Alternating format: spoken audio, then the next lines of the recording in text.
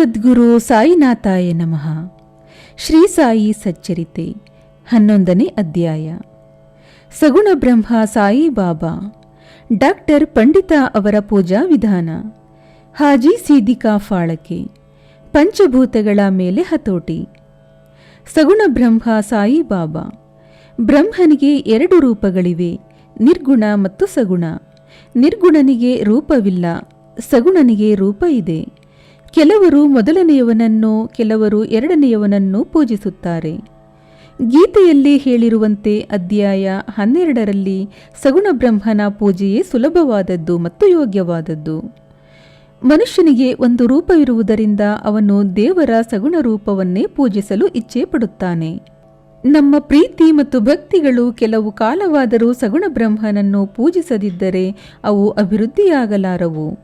ಹೀಗೆ ಸಗುಣ ಬ್ರಹ್ಮನ ಪೂಜೆ ಮಾಡುತ್ತಾ ಹೋದರೆ ಅವು ಅಭಿವೃದ್ಧಿ ಹೊಂದಿ ಸ್ವಾಭಾವಿಕವಾಗಿ ನಿರ್ಗುಣ ಬ್ರಹ್ಮನನ್ನು ಆರಾಧಿಸುವ ಶಕ್ತಿ ಉಂಟಾಗುತ್ತದೆ.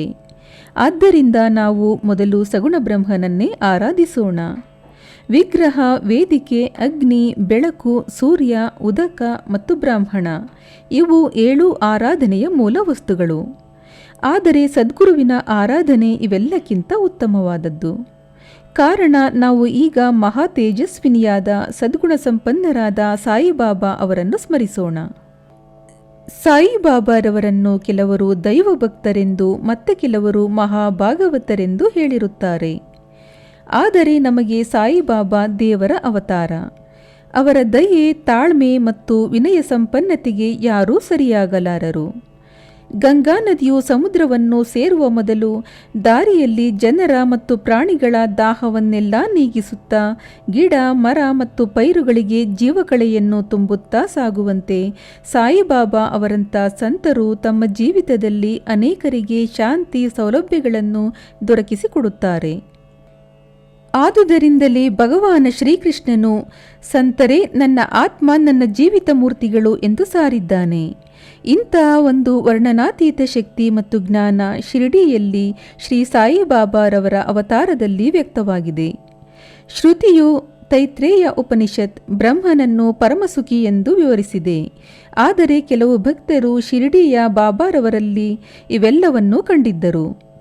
ನಮಗೆಲ್ಲರಿಗೂ ಆಧಾರವಾದ ಸಾಯಿಬಾಬಾರವರಿಗೆ ಯಾರ ಆಧಾರವೂ ಬೇಕಿರಲಿಲ್ಲ. ಬಾಬಾರವರ ಆಸನವೆಂದರೆ ಒಂದು ಗೋಣಿ ಚೀಲ. ಆದರೆ ಭಕ್ತರು ಅದಕ್ಕೆ ಒಳ್ಳೆಯ ಅಂದವಾದ ಬಟ್ಟೆ ಹಾಕಿ ಹೊಲಿದು ಒರಗಿಕೊಳ್ಳಲು ಒಂದು ದಿಂಬನ್ನು ಸಹ ಇಟ್ಟಿದ್ದರು. ಬಾಬಾರವರು ಭಕ್ತರ ಬಯಕೆಗಳಿಗೆ ಮನಸೋತು ಅವರವರ ಇಚ್ಛೆಯಂತೆ ತಮ್ಮನ್ನು ಆರಾಧಿಸಲು ಅನುಮತಿ ನೀಡಿದ್ದರು. ಕೆಲವರು ಚಾಮರ ಬೀಸುತ್ತಿದ್ದರು, ಕೆಲವರು ಅವರ ಚರಣಾರವಿಂದಗಳನ್ನು ತೊಳೆಯುತ್ತಿದ್ದರು, ಕೆಲವರು ಚಂದನ ಮುಂತಾದ ಸುಗಂಧ ದ್ರವ್ಯಗಳನ್ನು ಲೇಪಿಸುತ್ತಿದ್ದರು, ಕೆಲವರು ತಾಂಬೂಲ ನೀಡುತ್ತಿದ್ದರು, ಕೆಲವರು ನೈವೇದ್ಯ ಅರ್ಪಿಸುತ್ತಿದ್ದರು. ಅವರು ನೋಡಲು ಶಿರಡಿಯಲ್ಲಿ ವಾಸಿಸುತ್ತಿರುವ ಹಾಗೆ ಕಂಡರೂ ಎಲ್ಲೆಡೆಗೂ ವಾಸವಾಗಿದ್ದರು. ಈ ಅಂತರ್ಯಾಮಿತ್ವವು ಭಕ್ತರಿಗೆ ಅನುಭವವೇದ್ಯವಾಗಿದ್ದಿತು. ಇಂತಹ ಅಂತರ್ಯಾಮಿಯಾದ ಅವರಿಗೆ ನನ್ನ ಸಾಷ್ಟಾಂಗ ನಮಸ್ಕಾರಗಳು. ಡಾಕ್ಟರ್ ಪಂಡಿತ ಅವರ ಪೂಜಾ ವಿಧಾನ. ಶ್ರೀ ತಾತ್ಯಾ ಸಾಹೇಬ ಅವರ ಸ್ನೇಹಿತರಾದ ಡಾಕ್ಟರ್ ಪಂಡಿತ ಅವರು ಒಂದು ಸಾರಿ ಬಾಬಾರವರ ದರ್ಶನಕ್ಕೆಂದು ಶಿರಡಿಗೆ ಬಂದರು. ಬಾಬಾರವರಿಗೆ ನಮಸ್ಕರಿಸಿ ಸ್ವಲ್ಪ ಹೊತ್ತು ಮಸೀದಿಯಲ್ಲಿ ಕುಳಿತಿದ್ದರು. ಆಗ ಬಾಬಾರವರು ಅವರಿಗೆ ಶ್ರೀ ದಾದಾ ಕೇಳಕರ ಅವರಲ್ಲಿಗೆ ಹೋಗುವಂತೆ ಹೇಳಿದರು. ಆದ್ದರಿಂದ ಅವರು ಕೇಳಕರ ಅವರ ಕಡೆಗೆ ಬಂದರು. ಆಗ ದಾದಾ ಕೇಳಕರ ಅವರು ಪೂಜಾ ಸಾಮಗ್ರಿಗಳೊಡನೆ ಮಸೀದಿಗೆ ಹೊರಟಿದ್ದರು. ಡಾಕ್ಟರ್ ಅವರು ಸಹ ಅವರೊಡನೆ ಮಸೀದಿಗೆ ಬಂದರು. ದಾದಾರವರು ಬಾಬಾರವರ ಪೂಜೆ ನೆರವೇರಿಸಿದರು. ಗಂಧವನ್ನು ಬಾಬಾರವರ ಹಣೆಗೆ ಹಚ್ಚುವ ಧೈರ್ಯ ಯಾರಿಗೂ ಇರಲಿಲ್ಲ. ಇದನ್ನು ಮಾಳಸಾಪತಿಯವರು ಮಾತ್ರ ಹಚ್ಚುತ್ತಿದ್ದರು. ಆದರೆ ಡಾಕ್ಟರ್ ಪಂಡಿತ ಅವರು ದಾದಾ ಭಟ್ಟ ಅವರ ತಟ್ಟೆಯಲ್ಲಿದ್ದ ಗಂಧವನ್ನು ತೆಗೆದುಕೊಂಡು ಬಾಬಾರವರ ಹಣೆಯ ಮೇಲೆ ತ್ರಿಪುಂಡ್ರವನ್ನೆಳೆದರು. ಬಾಬಾರವರು ಸುಮ್ಮನಿದ್ದುದನ್ನು ಕಂಡು ಎಲ್ಲರೂ ಅಚ್ಚರಿಗೊಂಡರು. ಆ ದಿನ ಸಾಯಂಕಾಲ ಕೇಳಕರ ಅವರು ಸಾಯಿಬಾಬಾರವರನ್ನು ಕುರಿತು, ಈ ಹಿಂದೆ ಗಂಧವನ್ನು ನಿಮ್ಮ ಹಣೆಗೆ ಹಚ್ಚಲು ಸಮ್ಮತಿಸಿರಲಿಲ್ಲ. ಡಾಕ್ಟರರು ಈ ದಿನ ಹಚ್ಚಿದಾಗ ಸುಮ್ಮನಿದ್ದೀರಿ, ಹೀಗೇಕೆ ಎಂದು ಕೇಳಿದರು. ಆಗ ಬಾಬಾ ಅವರು ಡಾಕ್ಟರರು ನನ್ನನ್ನು ತಮ್ಮ ಕುಲಗುರುವೆಂದೇ ಭಾವಿಸಿ ಗಂಧವನ್ನು ಹಚ್ಚಿದರು. ನಾನು ಹೇಗೆ ಬೇಡವೆನ್ನಲಿ ಎಂದರು. ನಂತರ ಡಾಕ್ಟರ್ ಅವರನ್ನು ವಿಚಾರಿಸಲಾಗಿ ಬಾಬಾರವರನ್ನು ನನ್ನ ಕುಲಗುರುವೆಂದೇ ಭಾವಿಸಿ ಗಂಧವನ್ನಿಟ್ಟೆ ಎಂಬ ಉತ್ತರ ಬಂದಿತು. ಭಕ್ತರು ತಮ್ಮ ಇಚ್ಛಾನುಸಾರ ತಮ್ಮನ್ನು ಪೂಜಿಸಲು ಬಾಬಾ ಅನುಮತಿ ನೀಡಿದ್ದರೂ ಸಹ ಕೆಲವು ವೇಳೆ ವಿಚಿತ್ರವಾಗಿ ವರ್ತಿಸುತ್ತಿದ್ದರು. ಕೆಲವು ಸಾರಿ ಪೂಜಾ ಸಾಮಗ್ರಿಗಳನ್ನು ಬಿಸುಟಿ ಬಹಳ ಕೋಪಿಷ್ಠರಾಗುತ್ತಿದ್ದರು. ಕೆಲವು ಸಾರಿ ಭಕ್ತರನ್ನು ಬೈಯುತ್ತಿದ್ದರು. ಅನೇಕ ಸಾರಿ ಮೇಣಕ್ಕಿಂತಲೂ ಮೃದುವಾದ ರೀತಿಯಲ್ಲಿ ಭಕ್ತರನ್ನು ಕಾಣುತ್ತಿದ್ದರು. ಅಂತರಂಗದಲ್ಲಿ ಶಾಂತರಾಗಿರುತ್ತಿದ್ದರು. ಕೆಲವು ವೇಳೆ ಭಕ್ತರನ್ನು ಸಮೀಪಕ್ಕೆ ಕರೆದು ನಾನು ನಿಮ್ಮ ಮೇಲೆ ಕೋಪಗೊಂಡಿದ್ದೇನೆಯೇ ಎಂದು ಕೇಳುತ್ತಿದ್ದರು. ತಾಯಿಯು ಮಕ್ಕಳನ್ನು ತ್ಯಜಿಸುವುದಾದರೆ, ಸಾಗರವು ನದಿಗಳನ್ನು ತಿರಸ್ಕರಿಸುವುದಾದರೆ ನಾನು ಭಕ್ತರ ಯೋಗಕ್ಷೇಮವನ್ನು ಮರೆಯುವೆನು. ನಾನು ಭಕ್ತರ ಸೇವಕ. ಯಾವಾಗ ಅವರು ನನ್ನ ಸಹಾಯ ಅಪೇಕ್ಷಿಸುತ್ತಾರೆಯೋ ಆಗ ಅವರನ್ನು ನಿಜವಾಗಿಯೂ ಕಾಪಾಡುತ್ತೇನೆ ಎಂದು ಸಾಯಿಬಾಬಾ ಹೇಳಿರುತ್ತಾರೆ. ಹಾಜಿ ಸೀದಿಕಾ ಫಾಳಕೆ. ಬಾಬಾರವರು ಭಕ್ತರನ್ನು ಯಾವಾಗ ಸ್ವೀಕರಿಸುತ್ತಾರೆಂಬುದು ತಿಳಿದಿರಲಿಲ್ಲ. ಅದು ಅವರ ಮನಸ್ಸನ್ನವಲಂಬಿಸಿತ್ತು. ಸೀದಿಕಾ ಫಾಳಕೆಯವರ ಕತೆ ಇದನ್ನು ತೋರಿಸುತ್ತದೆ. ಕಲ್ಯಾಣದ ಮಹಮದೀಯರಾದ ಶ್ರೀ ಹಾಜಿ ಸೀದಿಕಾ ಫಾಳಕೆಯವರು ಮಕ್ಕಾ ಮದೀನಾ ಯಾತ್ರೆ ಮುಗಿಸಿಕೊಂಡು ಶಿರ್ಡಿಗೆ ಬಂದಿದ್ದರು. ಮಸೀದಿಯ ಉತ್ತರದಲ್ಲಿದ್ದ ಚಾವಡಿಯಲ್ಲಿ ಅವರು ತಂಗಿದ್ದರು. 9 ತಿಂಗಳ ಕಾಲ ಮಸೀದಿಯೊಳಗೆ ಬರಲು ಬಾಬಾ ಅವರಿಗೆ ಅವಕಾಶ ನೀಡಿರಲಿಲ್ಲ. ಫಾಳಕೆಯವರಿಗೆ ಏನು ಮಾಡಬೇಕೆಂಬುದು ತಿಳಿಯದಾಗಿದ್ದಿತು. ಕೆಲವರು ಶ್ಯಾಮ್ ಅವರ ಮೂಲಕ ಬಾಬಾರವರ ದರ್ಶನ ಪಡೆಯಬಹುದೆಂದು ಹೇಳಿದರು. ಶಿವನನ್ನು ನಂದಿಯ ಮೂಲಕ ದರ್ಶಿಸುವಂತೆ ಬಾಬಾರವರನ್ನು ಶ್ಯಾಮ್ನ ಮೂಲಕ ದರ್ಶನ ಮಾಡಬೇಕೆಂಬುದೇ ಅವರ ಅಭಿಮತವಾಗಿದ್ದಿತು. ಫಾಳಕೆ ಅವರು ಇದನ್ನು ಶ್ಯಾಮ್ ಅವರಲ್ಲಿಗೆ ಬಂದು ಬಾಬಾರವರ ದರ್ಶನ ಸೌಲಭ್ಯ ಒದಗಿಸಿಕೊಡಬೇಕೆಂದು ಕೇಳಿಕೊಂಡರು. ಶ್ಯಾಮ್ ಅವರು ಅದಕ್ಕೊಪ್ಪಿ ಅನುಕೂಲ ನೋಡಿಕೊಂಡು ಬಾಬಾ ಅವರನ್ನು ಕುರಿತು, ಬಾಬಾ, ಈ ವೃದ್ಧ ಹಾಜಿಯನ್ನು ಯಾಕೆ ಮಸೀದಿಯೊಳಗೆ ಬಿಡಬಾರದು? ಅನೇಕ ಜನರು ದರ್ಶನ ಪಡೆದು ಹೋಗುತ್ತಿದ್ದಾರೆ. ಅವರನ್ನೇಕೆ ತಾವು ಆಶೀರ್ವದಿಸಬಾರದು ಎಂದು ಕೇಳಿದರು. ಆಗ ಬಾಬಾ ಅವರು, ನೀನು ಹುಡುಗ, ಇನ್ನೂ ನಿನಗೆ ತಿಳಿದಿಲ್ಲ. ದೇವರು ಅಪ್ಪಣೆ ಕೊಡದಿದ್ದರೆ ನಾನೇನು ಮಾಡಲು ಸಾಧ್ಯ? ಅವನ ದಯೆಯಿಲ್ಲದೆ ಯಾರೂ ಈ ಮಸೀದಿಯಲ್ಲಿ ಕಾಲಿಡಲು ಸಾಧ್ಯವಿಲ್ಲ. ಸರಿ, ನೀನು ಹೋಗಿ ನಾಳೆ ಅವರಿಗೆ ಬಾರವಿ ಬಾವಿಯ ಬಳಿ ಇರುವ ಕಾಲುದಾರಿಯಲ್ಲಿ ನನ್ನನ್ನು ಸಂಧಿಸಲು ಸಾಧ್ಯವೇ? ಕೇಳಿ ಬಾ ಎಂದರು. ಶ್ಯಾಮ್ ಅವರು ಬಂದು ಹಾಜಿಯವರನ್ನು ಕೇಳಲು ಅವರು ಸಮ್ಮತಿಸಿದರು. ಅದನ್ನು ಬಾಬಾರವರಿಗೆ ತಿಳಿಸಿದರು. ಪುನಃ ಬಾಬಾರವರು ಅವರು 40,000 ರೂಪಾಯಿಗಳನ್ನು 4 ಕಂತಿನಲ್ಲಿ ಕೊಡಬಲ್ಲರೇ? ಕೇಳಿ ಬಾ ಎಂದರು. ಶ್ಯಾಮ್ ಅವರು ಬಂದು ಹಾಜಿಯವರನ್ನು ಕೇಳಲು ಅವರು 40,000 ವೇಕೆ, 40 ಲಕ್ಷ ರೂಪಾಯಿ ಕೊಡಲು ಸಿದ್ಧರೆಂದು ಉತ್ತರಿಸಿದರು. ಆಗ ಬಾಬಾರವರು ಪುನಃ ನಾಳೆ ದಿನ ಮಸೀದಿಯಲ್ಲಿ ನಾವು ಆಡನ್ನು ವಧಿಸುತ್ತೇವೆ. ಅದರ ಮಾಂಸ ಮತ್ತು ಇತರ ಅವಯವಗಳನ್ನು ಅವರು ಸ್ವೀಕರಿಸಲು ಸಿದ್ಧರಿರುವರೋ ಕೇಳಿಬಾ ಎಂದರು. ಶ್ಯಾಮ್ ಅವರು ಬಂದು ಹಾಜಿಯವರನ್ನು ಕೇಳಿದರು. ನಂತರ ಹಾಜಿಯವರು ಬಾಬಾರವರ ಪ್ರಸಾದವು ಏನೇ ಆಗಿರಲಿ ಅದನ್ನು ಸ್ವೀಕರಿಸಲು ಸಿದ್ಧರೆಂದು ಹೇಳಿ ಉತ್ತರವನ್ನು ಬಾಬಾರವರಿಗೆ ತಿಳಿಸಿದರು. ಆಗ ಬಾಬಾರವರು ಸಿಟ್ಟಿಗೆ ಬಂದು ತಮ್ಮ ಪಾತ್ರೆಯನ್ನು ಎಸೆದು ಹಾಜಿಯಲ್ಲಿಗೆ ಹೋಗಿ, ನೀನು ಏತಕ್ಕೆ ಹಾಜಿ ಎಂದು ಹೇಳಿಕೊಳ್ಳುವೆ? ಕುರಾಣ ಓದಿರುವುದು ಇಷ್ಟೇನೇ? ಮಕ್ಕಾ ಮದೀನಾ ಯಾತ್ರೆ ಮಾಡಿಕೊಂಡಿರುವೆನೆಂದು ಜಂಬಾ ಕೊಚ್ಚಿಕೊಳ್ಳುವೆ? ನಾನು ಯಾರು ನಿನಗೆ ಗೊತ್ತಿಲ್ಲವೇ ಎಂದು ಹಾಜಿಯನ್ನು ಕೇಳಿದರು. ಹಾಜಿಯವರು ಸ್ತಂಭೀಭೂತರಾದರು. ನಂತರ ಬಾಬಾ ಅವರು ಮಸೀದಿಗೆ ಹಿಂದಿರುಗಿ ಕೆಲವು ಮಾವಿನ ಹಣ್ಣುಗಳನ್ನು ತರಿಸಿ ಹಾಜಿಯವರಿಗೆ ಕೊಟ್ಟರು ಮತ್ತು ತಮ್ಮ ಕಿಸೆಯಿಂದ 55 ರೂಪಾಯಿಗಳನ್ನು ತೆಗೆದು ಹಾಜಿಯವರ ಕೈಗಿತ್ತರು. ಅಂದಿನಿಂದ ಹಾಜಿಯವರನ್ನು ಬಾಬಾ ಪ್ರೀತಿಸತೊಡಗಿದರು. ಹಾಜಿಯವರು ಸಹ ತಮಗೆ ಇಷ್ಟ ಬಂದಾಗ ಮಸೀದಿಗೆ ಬಂದು ಹೋಗುತ್ತಿದ್ದರು. ಅವರು ಸಹ ಸಾಯಿಬಾಬಾ ದರ್ಬಾರದ ಭಕ್ತರಾದರು. ಪಂಚಭೂತಗಳ ಮೇಲೆ ಹತೋಟಿ. ಬಾಬಾರವರು ಪಂಚಭೂತಗಳ ಮೇಲೆ ಹೇಗೆ ನಿಯಂತ್ರಣ ಇಟ್ಟಿದ್ದರು ಎಂಬುದನ್ನು ವಿವರಿಸಿ ಈ ಅಧ್ಯಾಯವನ್ನು ಮುಗಿಸೋಣ. ಒಂದು ದಿನ ಸಂಜೆ ಶಿರ್ಡಿಯಲ್ಲಿ ಬಿರುಗಾಳಿ ಎದ್ದಿತು. ಗಾಳಿ ಬಲವಾಗಿ ಬೀಸುತ್ತಿತ್ತು. ಗುಡುಗು ಮೊಳಗುತ್ತಿತ್ತು. ಮಿಂಚು ಹೊಳೆಯುತ್ತಿತ್ತು. ಮಳೆ ಧಾರಾಕಾರವಾಗಿ ಸುರಿಯತೊಡಗಿತು. ಕೇವಲ ಸ್ವಲ್ಪ ಕಾಲದಲ್ಲಿ ಎಲ್ಲೆಲ್ಲೂ ನೀರಿನ ಪ್ರವಾಹ ಆರಂಭವಾಯಿತು. ಹಕ್ಕಿಗಳು, ಪ್ರಾಣಿಗಳು ಮತ್ತು ಮನುಷ್ಯರಲ್ಲದೆ ಸಮಸ್ತ ಜೀವರಾಶಿಗಳೆಲ್ಲ ಆಶ್ರಯಕ್ಕಾಗಿ ಮಸೀದಿಯಲ್ಲಿ ನೆರೆದವು. ಶಿರ್ಡಿಯಲ್ಲಿ ಅನೇಕ ದೇವತೆಗಳಿದ್ದರೂ ಸಹ ಯಾರೂ ಸಹಾಯಕ್ಕೆ ಬರಲಿಲ್ಲ. ಆಗ ಜನರೆಲ್ಲರೂ ಬಾಬಾರವರನ್ನು ಮೊರೆಹೊಕ್ಕು ಬಿರುಗಾಳಿಯನ್ನು ಅಡಗಿಸುವಂತೆ ಬೇಡಿದರು. ಆಗ ಅವರ ಮನ ಕರಗಿ ಹೊರಗೆ ಬಂದು ಮಸೀದಿಯ ಕೊನೆಯಲ್ಲಿ ನಿಂತು ಜೋರಾಗಿ, "ಏ ಬಿರುಗಾಳಿಯೇ, ನಿನ್ನ ಕೋಪವನ್ನು ತ್ಯಜಿಸು, ಶಾಂತನಾಗು" ಎಂದರು. ಕೆಲವೇ ನಿಮಿಷಗಳಲ್ಲಿ ಮಳೆಯು ಕಮ್ಮಿಯಾಯಿತು. ಗಗನದಲ್ಲಿ ಚಂದ್ರನು ಮೂಡಿದನು. ಜನರು ಸಮಾಧಾನ ಚಿತ್ತದಿಂದ ತಮ್ಮ ಮನೆಗಳಿಗೆ ಹೋದರು. ಇನ್ನೊಂದು ಸಂದರ್ಭ. ಬಾಬಾರವರು ಮಸೀದಿಯಲ್ಲಿ ಉರಿಸುತ್ತಿದ್ದ ದುನಿಯಲ್ಲಿ ಅಗ್ನಿಯು ಒಮ್ಮೆ ಪ್ರಚಂಡವಾಗಿ ಉರಿಯತೊಡಗಿ ಮೇಲ್ಛಾವಣಿಯನ್ನು ಮುಟ್ಟುವಂತಾಯಿತು. ಮಸೀದಿಯಲ್ಲಿ ಕುಳಿತವರೆಲ್ಲರೂ ಏನೂ ಮಾಡಲು ತೋಚದೆ ಸುಮ್ಮನಿದ್ದರು. ಬಾಬಾ ಅವರಿಗೆ ಅಗ್ನಿಗೆ ನೀರು ಎರಚುವಂತೆ ಹೇಳಲು ಅಥವಾ ಉರಿಯನ್ನು ತಡೆಗಟ್ಟಲು ಇನ್ನೇನಾದರೂ ಮಾಡಿ ಎಂದು ಸೂಚಿಸಲು ಯಾರಿಗೂ ಧೈರ್ಯವಿರಲಿಲ್ಲ. ಬಾಬಾರವರು ಇದನ್ನು ಮನಗಂಡು ತಮ್ಮ ಸಟಕ ಕೈಗೆ ತೆಗೆದುಕೊಂಡು ಪಕ್ಕದಲ್ಲಿದ್ದ ಕಂಬಕ್ಕೆ ಹೊಡೆಯುತ್ತಾ, "ಇಳಿಮುಖನಾಗು, ಶಾಂತನಾಗು" ಎಂದರು. ಸಟಕಾದ ಪ್ರತಿಯೊಂದು ಹೊಡೆತಕ್ಕೂ ಉರಿ ಇಳಿಮುಖವಾಗ ಹತ್ತಿತು. ಸ್ವಲ್ಪ ಹೊತ್ತಿನ ನಂತರ ಉರಿಯು ನಂದಿ ಹೋಯಿತು. ಶ್ರೀ ಸಾಯಿಬಾಬಾ ದೇವರ ಅವತಾರ ರೂಪರು. ಯಾರು ಅವರನ್ನು ಮೊರೆ ಹೊಕ್ಕು ನಮಸ್ಕರಿಸುತ್ತಿದ್ದರೋ ಅವರನ್ನು ಬಾಬಾ ಸದಾ ಆಶೀರ್ವದಿಸುತ್ತಿದ್ದರು. ಯಾರು ಈ ಕಥೆಯನ್ನು ಪ್ರತಿದಿನವೂ ಪಠಿಸುತ್ತಾರೆಯೋ ಅಥವಾ ಶ್ರವಣ ಮಾಡುತ್ತಾರೆಯೋ ಅಂಥವರ ಕಷ್ಟಗಳೆಲ್ಲವೂ ನಿವಾರಣೆಯಾಗುವವು. ಅವರ ಅಭೀಷ್ಟಗಳೆಲ್ಲವೂ ಸಿದ್ಧಿಸಿ ಅವರು ಪರಮಾತ್ಮನನ್ನು ಹೊಂದುವರು. ಶ್ರೀ ಸಾಯಿ ಪ್ರಣಾಮ.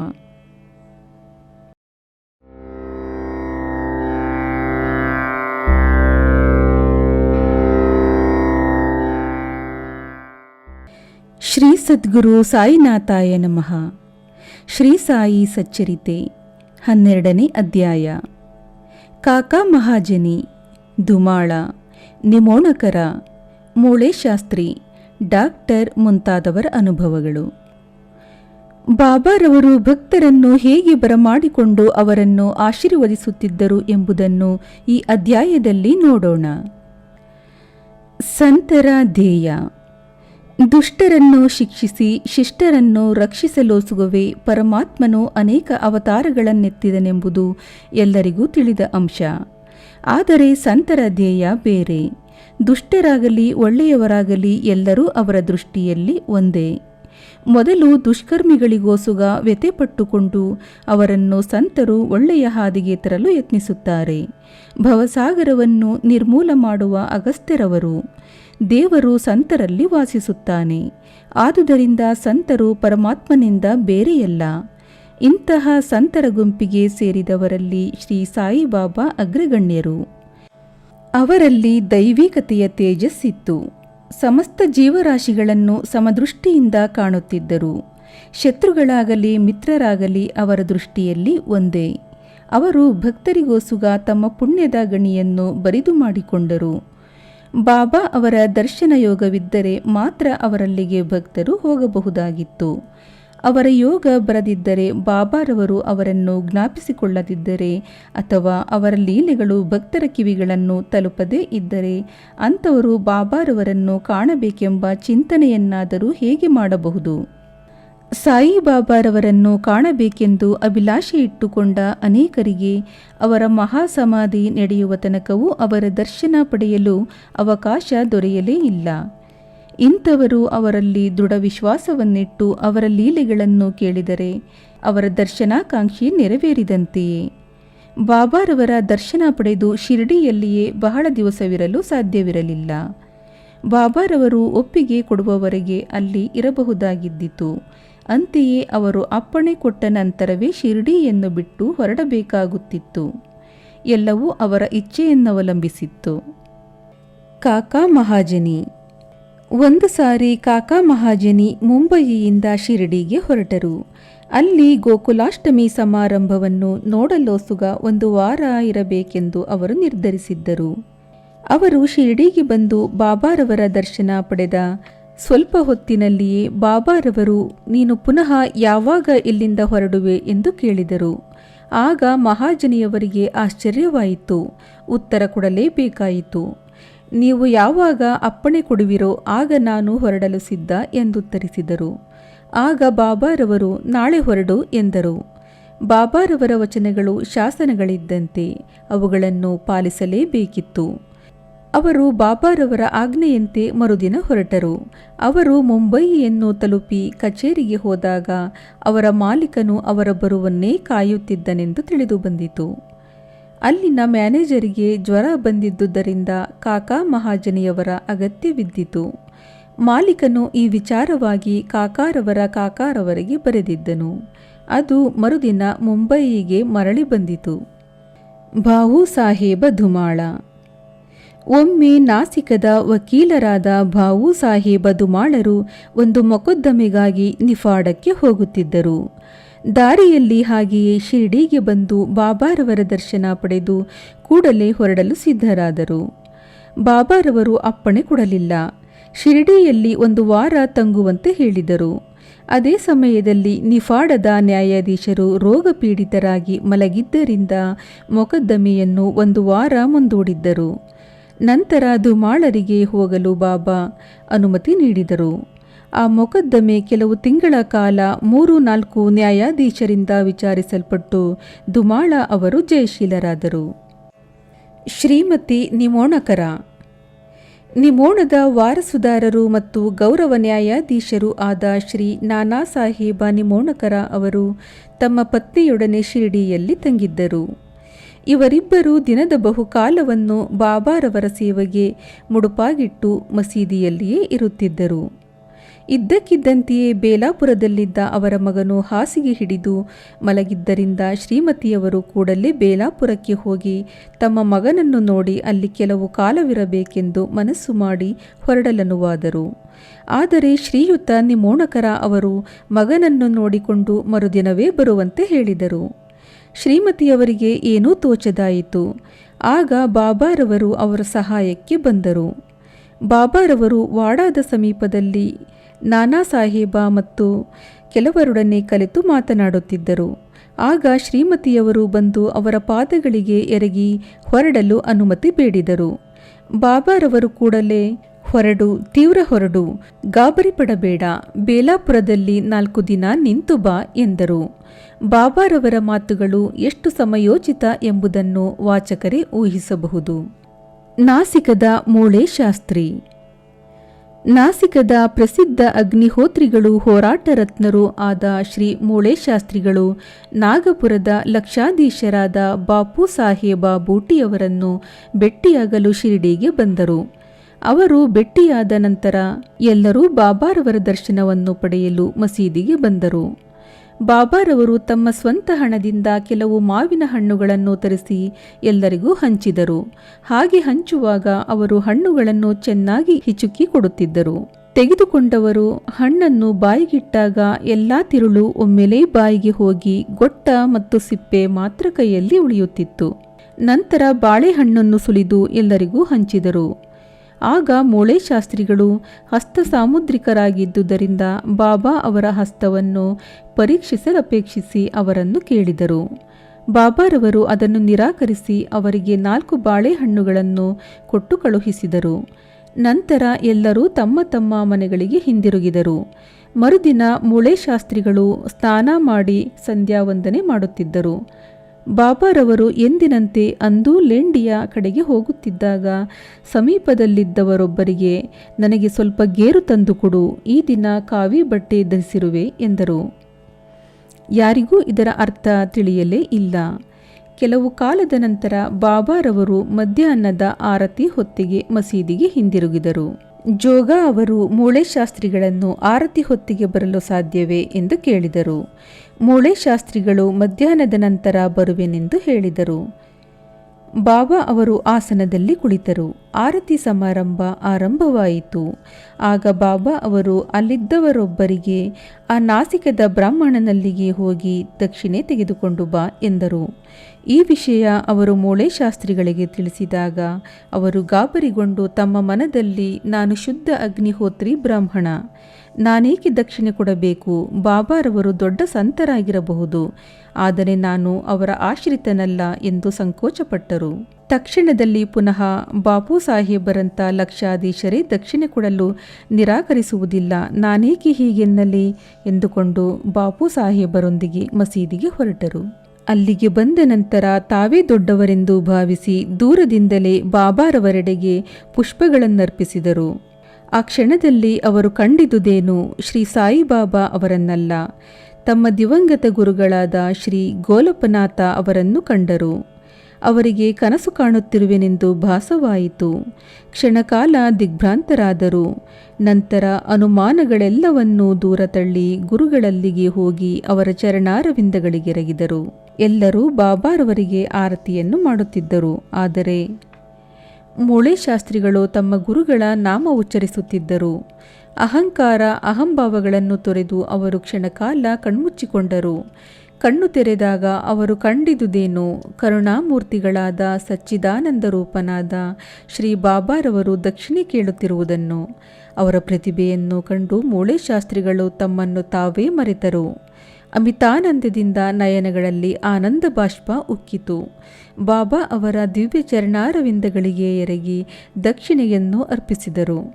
ಆಗ ಅಲ್ಲಿ ನೆರೆದಿದ್ದವರೆಲ್ಲರೂ ಬಾಬಾರವರು ಸ್ವಲ್ಪ ಗೇರು ತಂದು ಕೊಡು, ಕಾವಿ ಬಟ್ಟೆ ಧರಿಸಿರುವೆ ಎಂದು ಹೇಳಿದ್ದ ಶಬ್ದಗಳ ಅರ್ಥವನ್ನು ಮನಗಂಡರು. ಡಾಕ್ಟರರೊಬ್ಬರ ಕತೆ. ಒಂದು ದಿನ ಒಬ್ಬ ಮಾಮಲೆದಾರರ ಜೊತೆಗೆ ಒಬ್ಬ ಡಾಕ್ಟರರು ಶಿರಡಿಗೆ ಬಂದರು. ಡಾಕ್ಟರರು, ನಾನು ರಾಮಭಕ್ತ, ಮಹಮ್ಮದೀಯನಿಗೆ ನಮಸ್ಕಾರ ಮಾಡಲಾರೆ ಎಂದು ಮಾಮಲೆದಾರರಿಗೆ ತಿಳಿಸಿದ್ದರು. ಮಾಮಲೆದಾರರು, ಯಾರೂ ನಿಮ್ಮನ್ನು ನಮಸ್ಕಾರ ಮಾಡಲು ಬಲವಂತ ಮಾಡುವುದಿಲ್ಲ, ಬನ್ನಿ ಎಂದು ಸಂಗಡ ಕರೆದುಕೊಂಡು ಬಂದಿದ್ದರು. ಅದರಂತೆ ಅವರಿಬ್ಬರು ಬಾಬಾ ಅವರ ದರ್ಶನಕ್ಕೆಂದು ಮಸೀದಿಗೆ ಬಂದರು. ಡಾಕ್ಟರರು ಬಾಬಾರವರಿಗೆ ನಮಸ್ಕಾರ ಮಾಡಲು ಹೋಗುತ್ತಿರುವುದನ್ನು ಕಂಡು ಎಲ್ಲರಿಗೂ ಅಚ್ಚರಿಯಾಯಿತು.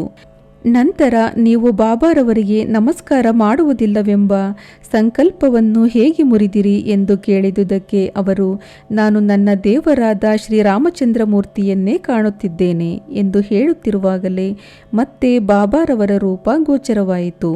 ಅವರು ಅಚ್ಚರಿಗೊಂಡು, ಇದೇನು ಕನಸೆ? ಇವರು ಹೇಗೆ ಮಹಮ್ಮದೀಯರಾಗಿರಬೇಕು? ಇವರು ಯೋಗ ಸಂಪನ್ನರು, ಪರಮಾತ್ಮನ ಅವತಾರ ರೂಪಿಗಳು ಎಂದು ಹೇಳಿದರು. ಮರುದಿನ ಅವರು ಉಪವಾಸವಿರಲು ಪಣ ತೊಟ್ಟರು. ಆ ದಿನ ಬಾಬಾರವರು ಆಶೀರ್ವದಿಸುವ ತನಕ ಮಸೀದಿಗೆ ಹೋಗುವುದಿಲ್ಲವೆಂದು ಡಾಕ್ಟರ್ ಮನೆಯಲ್ಲಿ ಕುಳಿತಿದ್ದರು. ಹೀಗೆ 3 ದಿನ ಕಳೆದವು. 4ನೆಯ ದಿನ ಅವರು ತಮ್ಮ ಆಪ್ತ ಸ್ನೇಹಿತರೊಡನೆ ತಾವಾಗಿಯೇ ಮಸೀದಿಗೆ ಹೊರಟರು. ಬಾಬಾರವರಿಗೆ ನಮಸ್ಕಾರ ಮಾಡಿದರು. ಆಗ ಬಾಬಾರವರು, ನಿನ್ನನ್ನು ಕರೆಯಲು ಯಾರಾದರೂ ಬಂದಿದ್ದರೆ ಎಂದು ಕೇಳಿದರು. ಇದನ್ನು ಕೇಳಿ ಡಾಕ್ಟರರ ಮನಸ್ಸು ಕರಗಿತು. ಅದೇ ರಾತ್ರಿ ಕನಸಿನಲ್ಲಿ ಬಾಬಾರವರಿಂದ ಆಶೀರ್ವದಿಸಲ್ಪಟ್ಟರು. ನಂತರ ತಮ್ಮ ಊರಿಗೆ ಹಿಂದಿರುಗಿ ಅದೇ ಕನಸನ್ನು 15 ದಿನಗಳವರೆಗೆ ಕಂಡರು. ಈ ರೀತಿ ಅವರಿಗೆ ಬಾಬಾರವರಲ್ಲಿ ಭಕ್ತಿ ಮಿಗಿಲಾಯಿತು, ನೂರ್ಮಡಿಯಾಯಿತು. ನಮ್ಮ ಗುರುವಿನಲ್ಲಿ ನಮಗೆ ಅಚಲ ನಂಬಿಕೆ ಮತ್ತು ವಿಶ್ವಾಸಗಳಿರಬೇಕು ಎಂಬುದೇ ನೀತಿ. ಶ್ರೀ ಸಾಯಿ ಪ್ರಣಾಮ.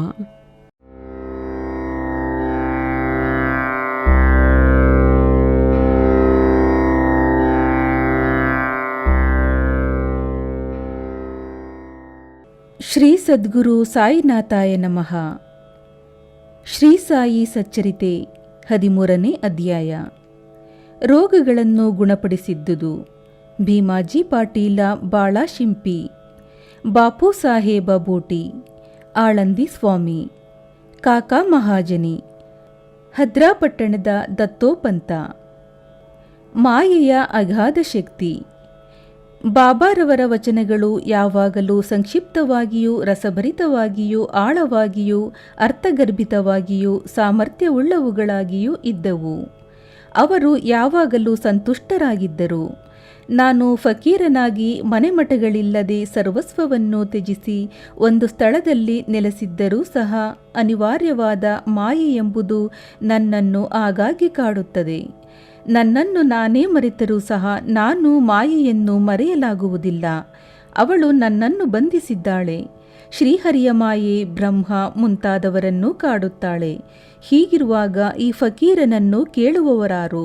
ಯಾರು ಪರಮಾತ್ಮನಲ್ಲಿ ಶರಣು ಹೋಗುತ್ತಾರೆಯೋ ಅಂಥವರು ಅವನ ದಯೆಯಿಂದ ಮಾಯೆಯ ಬಂಧನವನ್ನು ತಪ್ಪಿಸಿಕೊಳ್ಳಬಹುದು. ಮಾಯೆಯನ್ನು ಕುರಿತು ಬಾಬಾರವರು ಈ ಮೇಲೆ ಹೇಳಿದಂತೆ ಅಭಿಪ್ರಾಯವನ್ನು ವ್ಯಕ್ತಪಡಿಸಿರುತ್ತಾರೆ. ಭಗವದ್ಗೀತೆಯಲ್ಲಿ ಶ್ರೀಕೃಷ್ಣನು ಉದ್ಧವನಿಗೆ ಈ ರೀತಿ ಹೇಳಿದ್ದಾನೆ: ಸಂತರು ನನ್ನ ಜೀವಿತ ರೂಪ. ಈಗ ಬಾಬಾರವರು ತಮ್ಮ ಭಕ್ತರ ಯೋಗಕ್ಷೇಮಕ್ಕಾಗಿ ಏನು ಹೇಳಿದ್ದಾರೆಂಬುದನ್ನು ನೋಡೋಣ. ಯಾರು ಅದೃಷ್ಟಶಾಲಿಗಳೋ, ಯಾರು ಪಾಪಗಳಿಂದ ವಿಮುಕ್ತರಾಗಿರುತ್ತಾರೆಯೋ ಅಂಥವರು ನನ್ನನ್ನು ಆರಾಧಿಸುತ್ತಾರೆ. ನೀವು ಯಾವಾಗಲೂ ಸಾಯಿ ಸಾಯಿ ಎಂದು ಧ್ಯಾನಿಸುತ್ತಿದ್ದರೆ ನಾನು ನಿಮ್ಮನ್ನು ಸಪ್ತಸಾಗರಗಳ ಆಚೆಗೆ ಸಾಗಿಸುತ್ತೇನೆ. ನನ್ನ ವಚನಗಳಲ್ಲಿ ನಂಬಿಕೆ ಇಟ್ಟರೆ ಒಳ್ಳೆಯದಾಗುತ್ತದೆ. ನನ್ನ ಆರಾಧನೆಗೆ ಪೂಜಾ ಸಾಮಗ್ರಿಗಳ ಅವಶ್ಯಕತೆಯಿಲ್ಲ. ಪರಿಶುದ್ಧವಾದ ಭಕ್ತಿ ಒಂದೇ ಸಾಕು ಎಂದು ಬಾಬಾರವರು ಹೇಳಿರುತ್ತಾರೆ. ಭೀಮಾಜಿ ಪಾಟೀಲ ಪುಣೆ ಜಿಲ್ಲೆಯ ಜುನ್ನರ ತಾಲೂಕಿಗೆ ಸೇರಿದ ನಾರಾಯಣಗಾಂವದ ಭೀಮಾಜಿ ಪಾಟೀಲರಿಗೆ ಆಗಾಗ್ಗೆ ಎದೆ ನೋವು ಬರುತ್ತಿದ್ದು, ನಂತರ ಅದು ಕ್ಷಯರೋಗಕ್ಕೆ ತಿರುಗಿತು. ಅವರು ತೆಗೆದುಕೊಳ್ಳದೇ ಇದ್ದ ಔಷಧವೇ ಉಳಿಯಲಿಲ್ಲ. ಆದರೂ ರೋಗ ಗುಣವಾಗಿರಲಿಲ್ಲ. ನಂತರ ಬದುಕುವ ಭರವಸೆಯನ್ನೇ ತೊರೆದು ಅವರು ಭಗವಂತನನ್ನು ಪ್ರಾರ್ಥಿಸಿದರು. ಸ್ಥಿತಿಗತಿಗಳು ಚೆನ್ನಾಗಿರುವಾಗ ನಾವು ಭಗವಂತನನ್ನು ಸ್ಮರಿಸುವುದಿಲ್ಲ. ಕಷ್ಟ ಕಾರ್ಪಣ್ಯಗಳು ತಲೆದೋರಿದಾಗ ಮಾತ್ರ ಭಗವಂತನ ನೆನಪು ಬರುತ್ತದೆ. ಇದು ಮಾನವನ ಸಹಜ ಸ್ವಭಾವ. ಅಂತೆಯೇ ಭೀಮಾಜಿಯವರು ಸಹ. ಈ ವಿಷಯದಲ್ಲಿ ಬಾಬಾರವರ ಪರಮಭಕ್ತರಾದ ನಾನಾ ಸಾಹೇಬ ಚಾಂದೋರಕರ ಅವರ ಸಲಹೆ ಕೇಳುವ ಬಯಕೆ ಅವರಲ್ಲಿ ಮೂಡಿತು. ಮರುದಿನವೇ ಅವರಿಗೆ ಎಲ್ಲ ಸಮಾಚಾರವನ್ನು ಕೇಳುವ ಬಯಕೆ ಅವರಲ್ಲಿ ಮೂಡಿತು. ಮರುದಿನವೇ ಅವರಿಗೆ ಎಲ್ಲ ಸಮಾಚಾರವನ್ನು ಪತ್ರ ಮುಖೇನ ತಿಳಿಸಿದರು. ಅದಕ್ಕೆ ಬಾಬಾರವರ ಚರಣಾರವಿಂದಗಳಲ್ಲಿ ಮೊರೆ ಹೋಗುವುದೊಂದೇ ಸರಿಯಾದ ಮಾರ್ಗವೆಂದು ನಾನಾ ತಿಳಿಸಿದರು. ನಾನಾರವರ ಸಲಹೆಯನ್ನು ಒಪ್ಪಿ ಪಾಟೀಲರು ಶಿರ್ಡಿಗೆ ಪ್ರಯಾಣ ಬೆಳೆಸಿದರು. ಬಾಬಾರವರಲ್ಲಿಗೆ ಅವರನ್ನು ಕರೆತರಲಾಯಿತು. ಆ ಸಮಯದಲ್ಲಿ ಬಾಬಾರವರ ಹತ್ತಿರ ನಾನಾ ಚಾಂದೋರಕರ ಮತ್ತು ಶ್ಯಾಮ ಇವರು ಇದ್ದರು. ಬಾಬಾರವರು, ಇದೇನು ಶ್ಯಾಮ, ಈ ಕಳ್ಳನನ್ನು ತಂದು ನನ್ನ ಮುಂದಿರಿಸಿದಿ, ಇದು ಒಳ್ಳೆಯ ಕೆಲಸವೇ ಎಂದು ಕೇಳಿದರು. ಸ್ವಲ್ಪ ಹೊತ್ತಿನ ಮೇಲೆ ಬಾಬಾರವರ ಮನಸ್ಸು ಕರಗಿ, ನಿಲ್ಲು, ನಿನ್ನ ಚಿಂತೆಯನ್ನು ಬಿಡು, ನಿನ್ನ ಕಷ್ಟಗಳು ದೂರವಾದವು. ಕಷ್ಟಗಳು ಎಷ್ಟೇ ಇರಲಿ, ಭಕ್ತರು ಈ ಮಸೀದಿಯಲ್ಲಿ ಕಾಲಿಟ್ಟ ಕ್ಷಣದಿಂದಲೇ ಅವರ ಕಷ್ಟಗಳು ದೂರವಾದಂತೆಯೇ. ಈ ಫಕೀರನು ದಯಾಮಯನು, ರೋಗಗಳನ್ನು ಗುಣಮಾಡಿ ಎಲ್ಲರನ್ನೂ ಪ್ರೀತಿ ಮತ್ತು ಆದರದಿಂದ ಕಾಣುವನು ಎಂದರು. ರೋಗಿಗೆ ಈ ಹಿಂದೆ 5 ನಿಮಿಷಕ್ಕೊಮ್ಮೆ ರಕ್ತವಾಂತಿಯಾಗುತ್ತಿತ್ತು. ಬಾಬಾರವರ ಸಮ್ಮುಖದಲ್ಲಿ ಏನೂ ಆಗಲಿಲ್ಲ. ಅಂದಿನಿಂದ ರೋಗಿಯ ಕಷ್ಟಗಳು ದೂರ ಸರಿಯುತ್ತಾ ಬಂದವು. ಬಾಬಾ ರೋಗಿಗೆ ಭೀಮಾಬಾಯಿಯವರ ಮನೆಯಲ್ಲಿರುವಂತೆ ಹೇಳಿದರು. ಆ ಮನೆಯ ಪರಿಸ್ಥಿತಿ ಅಷ್ಟು ಆರೋಗ್ಯಕರವಾಗಿರಲಿಲ್ಲ. ಆದರೂ ಬಾಬಾರವರ ಆಜ್ಞೆಯನ್ನು ಪಾಲಿಸಲೇಬೇಕಾಗಿದ್ದಿತು. ಅಲ್ಲಿ ತಂಗಿದ್ದಾಗ ಬಾಬಾರವರು ಅವರ ರೋಗವನ್ನು 2 ಸಲ ಕನಸಿನಲ್ಲಿ ಬಂದು ಗುಣಪಡಿಸಿದರು. 1ನೇ ಕನಸಿನಲ್ಲಿ ಒಬ್ಬ ಹುಡುಗನು ಶಾಲೆಯಲ್ಲಿ ಪಾಠವನ್ನೊಪ್ಪಿಸದೆ ಉಪಾಧ್ಯಾಯರಿಂದ ಹೊಡೆತ ತಿಂದು ಅನುಭವಿಸುತ್ತಿರುವ ಯಾತನೆ. ಮತ್ತೊಂದು ಕನಸಿನಲ್ಲಿ ಯಾರೋ ಅವರ ಎದೆಯ ಮೇಲೆ ಕಲ್ಲುರುಳಿಸಿ ನೋವು ಮಾಡುತ್ತಿರುವುದನ್ನು ಕಂಡರು. ಕನಸಿನಲ್ಲಿ ಅನುಭವಿಸಿದ ನೋವಿನಿಂದ ಅವರ ರೋಗ ಗುಣವಾಗಿ ನಂತರ ಬಾಬಾರವರಲ್ಲಿಗೆ ಬಂದು ಭೀಮಾಜಿ ನಮಸ್ಕಾರ ಮಾಡಿದರು. ಬಾಬಾ ಅವರಿಗೆ ಭಕ್ತರು ತಮ್ಮನ್ನು ಸದಾ ಅಚಲ ನಂಬಿಕೆಯಿಂದ ಸ್ಮರಿಸುವುದೊಂದೇ ವಿನಃ ಇನ್ನಾವುದೂ ಬೇಕಾಗಿರಲಿಲ್ಲ. ಮಹಾರಾಷ್ಟ್ರದ ಜನರು 15 ದಿನಗಳಿಗೊಮ್ಮೆ ಅಥವಾ ತಿಂಗಳಿಗೊಮ್ಮೆ ತಮ್ಮ ಮನೆಗಳಲ್ಲಿ ಶ್ರೀ ಸತ್ಯನಾರಾಯಣ ವ್ರತವನ್ನು ಆಚರಿಸುತ್ತಾರೆ. ಆದರೆ ಭೀಮಾಜಿಯವರು ತಮ್ಮ ಮನೆಯಲ್ಲಿ ಶ್ರೀ ಸಾಯಿ ಸತ್ಯನಾರಾಯಣ ವ್ರತ ಎಂಬ ಹೊಸ ವ್ರತವನ್ನು ಆಚರಿಸಹತ್ತಿದರು. ಬಾಳಗಣಪತ ಶಿಂಪಿ ಬಾಬಾರವರ ಇನ್ನೊಬ್ಬ ಭಕ್ತರಾದ ಬಾಳಗಣಪತ ಶಿಂಪಿಯವರು ಭಯಂಕರವಾದ ಮಲೇರಿಯಾ ರೋಗದಿಂದ ನರಳುತ್ತಿದ್ದರು. ಅವರು ಎಲ್ಲ ಥರದ ಔಷಧಿಗಳನ್ನು ಉಪಯೋಗಿಸಿದರೂ ರೋಗವು ಗುಣವಾಗದೇ ಇದ್ದುದರಿಂದ ಕರುಣಾಮಯಿ ಬಾಬಾರವರ ಅಡಿದಾವರೆಗಳಲ್ಲಿ ಬಿದ್ದರು. ಬಾಬಾರವರು ಅವರಿಗೆ ಒಂದು ಅದ್ಭುತವಾದ ಉಪಾಯವನ್ನು ಸೂಚಿಸಿದರು. ಲಕ್ಷ್ಮೀ ದೇವಸ್ಥಾನದ ಮುಂದೆ ಒಂದು ಕರಿ ನಾಯಿಗೆ ಮೊಸರು ಅನ್ನ ಕೊಡು ಎಂದು ಬಾಬಾ ಬಾಳ ಶಿಂಪಿಗೆ ಹೇಳಿದರು. ಬಾಳ ಇದನ್ನು ಕಾರ್ಯಗತ ಮಾಡುವುದು ಹೇಗೆ ಎಂದು ಯೋಚಿಸುತ್ತಾ ಮನೆಗೆ ಬಂದರು. ಆಗ ಮನೆಯಲ್ಲಿ ಅನ್ನ ಮೊಸರು ಇತ್ತು. ಅವೆರಡನ್ನೂ ಬೆರೆಸಿ ಲಕ್ಷ್ಮೀ ದೇವಸ್ಥಾನದ ಬಳಿ ತೆಗೆದುಕೊಂಡು ಬಂದರು. ಅಷ್ಟರಲ್ಲಿ ಒಂದು ಕರಿನಾಯಿ ಬಾಲವನ್ನು ಅಲ್ಲಾಡಿಸುತ್ತಾ ಹಸಿವಿನಿಂದ ಬಂದಿತು. ಬಾಳ ಶಿಂಪಿ ಅದನ್ನು ನಾಯಿಯ ಮುಂದಿಟ್ಟರು. ನಾಯಿಯು ಅದನ್ನು ಸಂತೋಷದಿಂದ ಭಕ್ಷಿಸಿತು.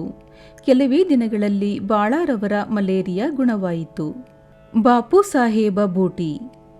ಬಾಪು ಸಾಹೇಬ ಬೂಟಿಯವರಿಗೆ ಒಂದು ಸಾರಿ ವಾಂತಿ ಮತ್ತು ಆಮಶಂಕೆ ಆರಂಭವಾಯಿತು. ಯಾವ ಔಷಧಿಗಳಿಂದಲೂ ಗುಣ ಕಾಣಲಿಲ್ಲ.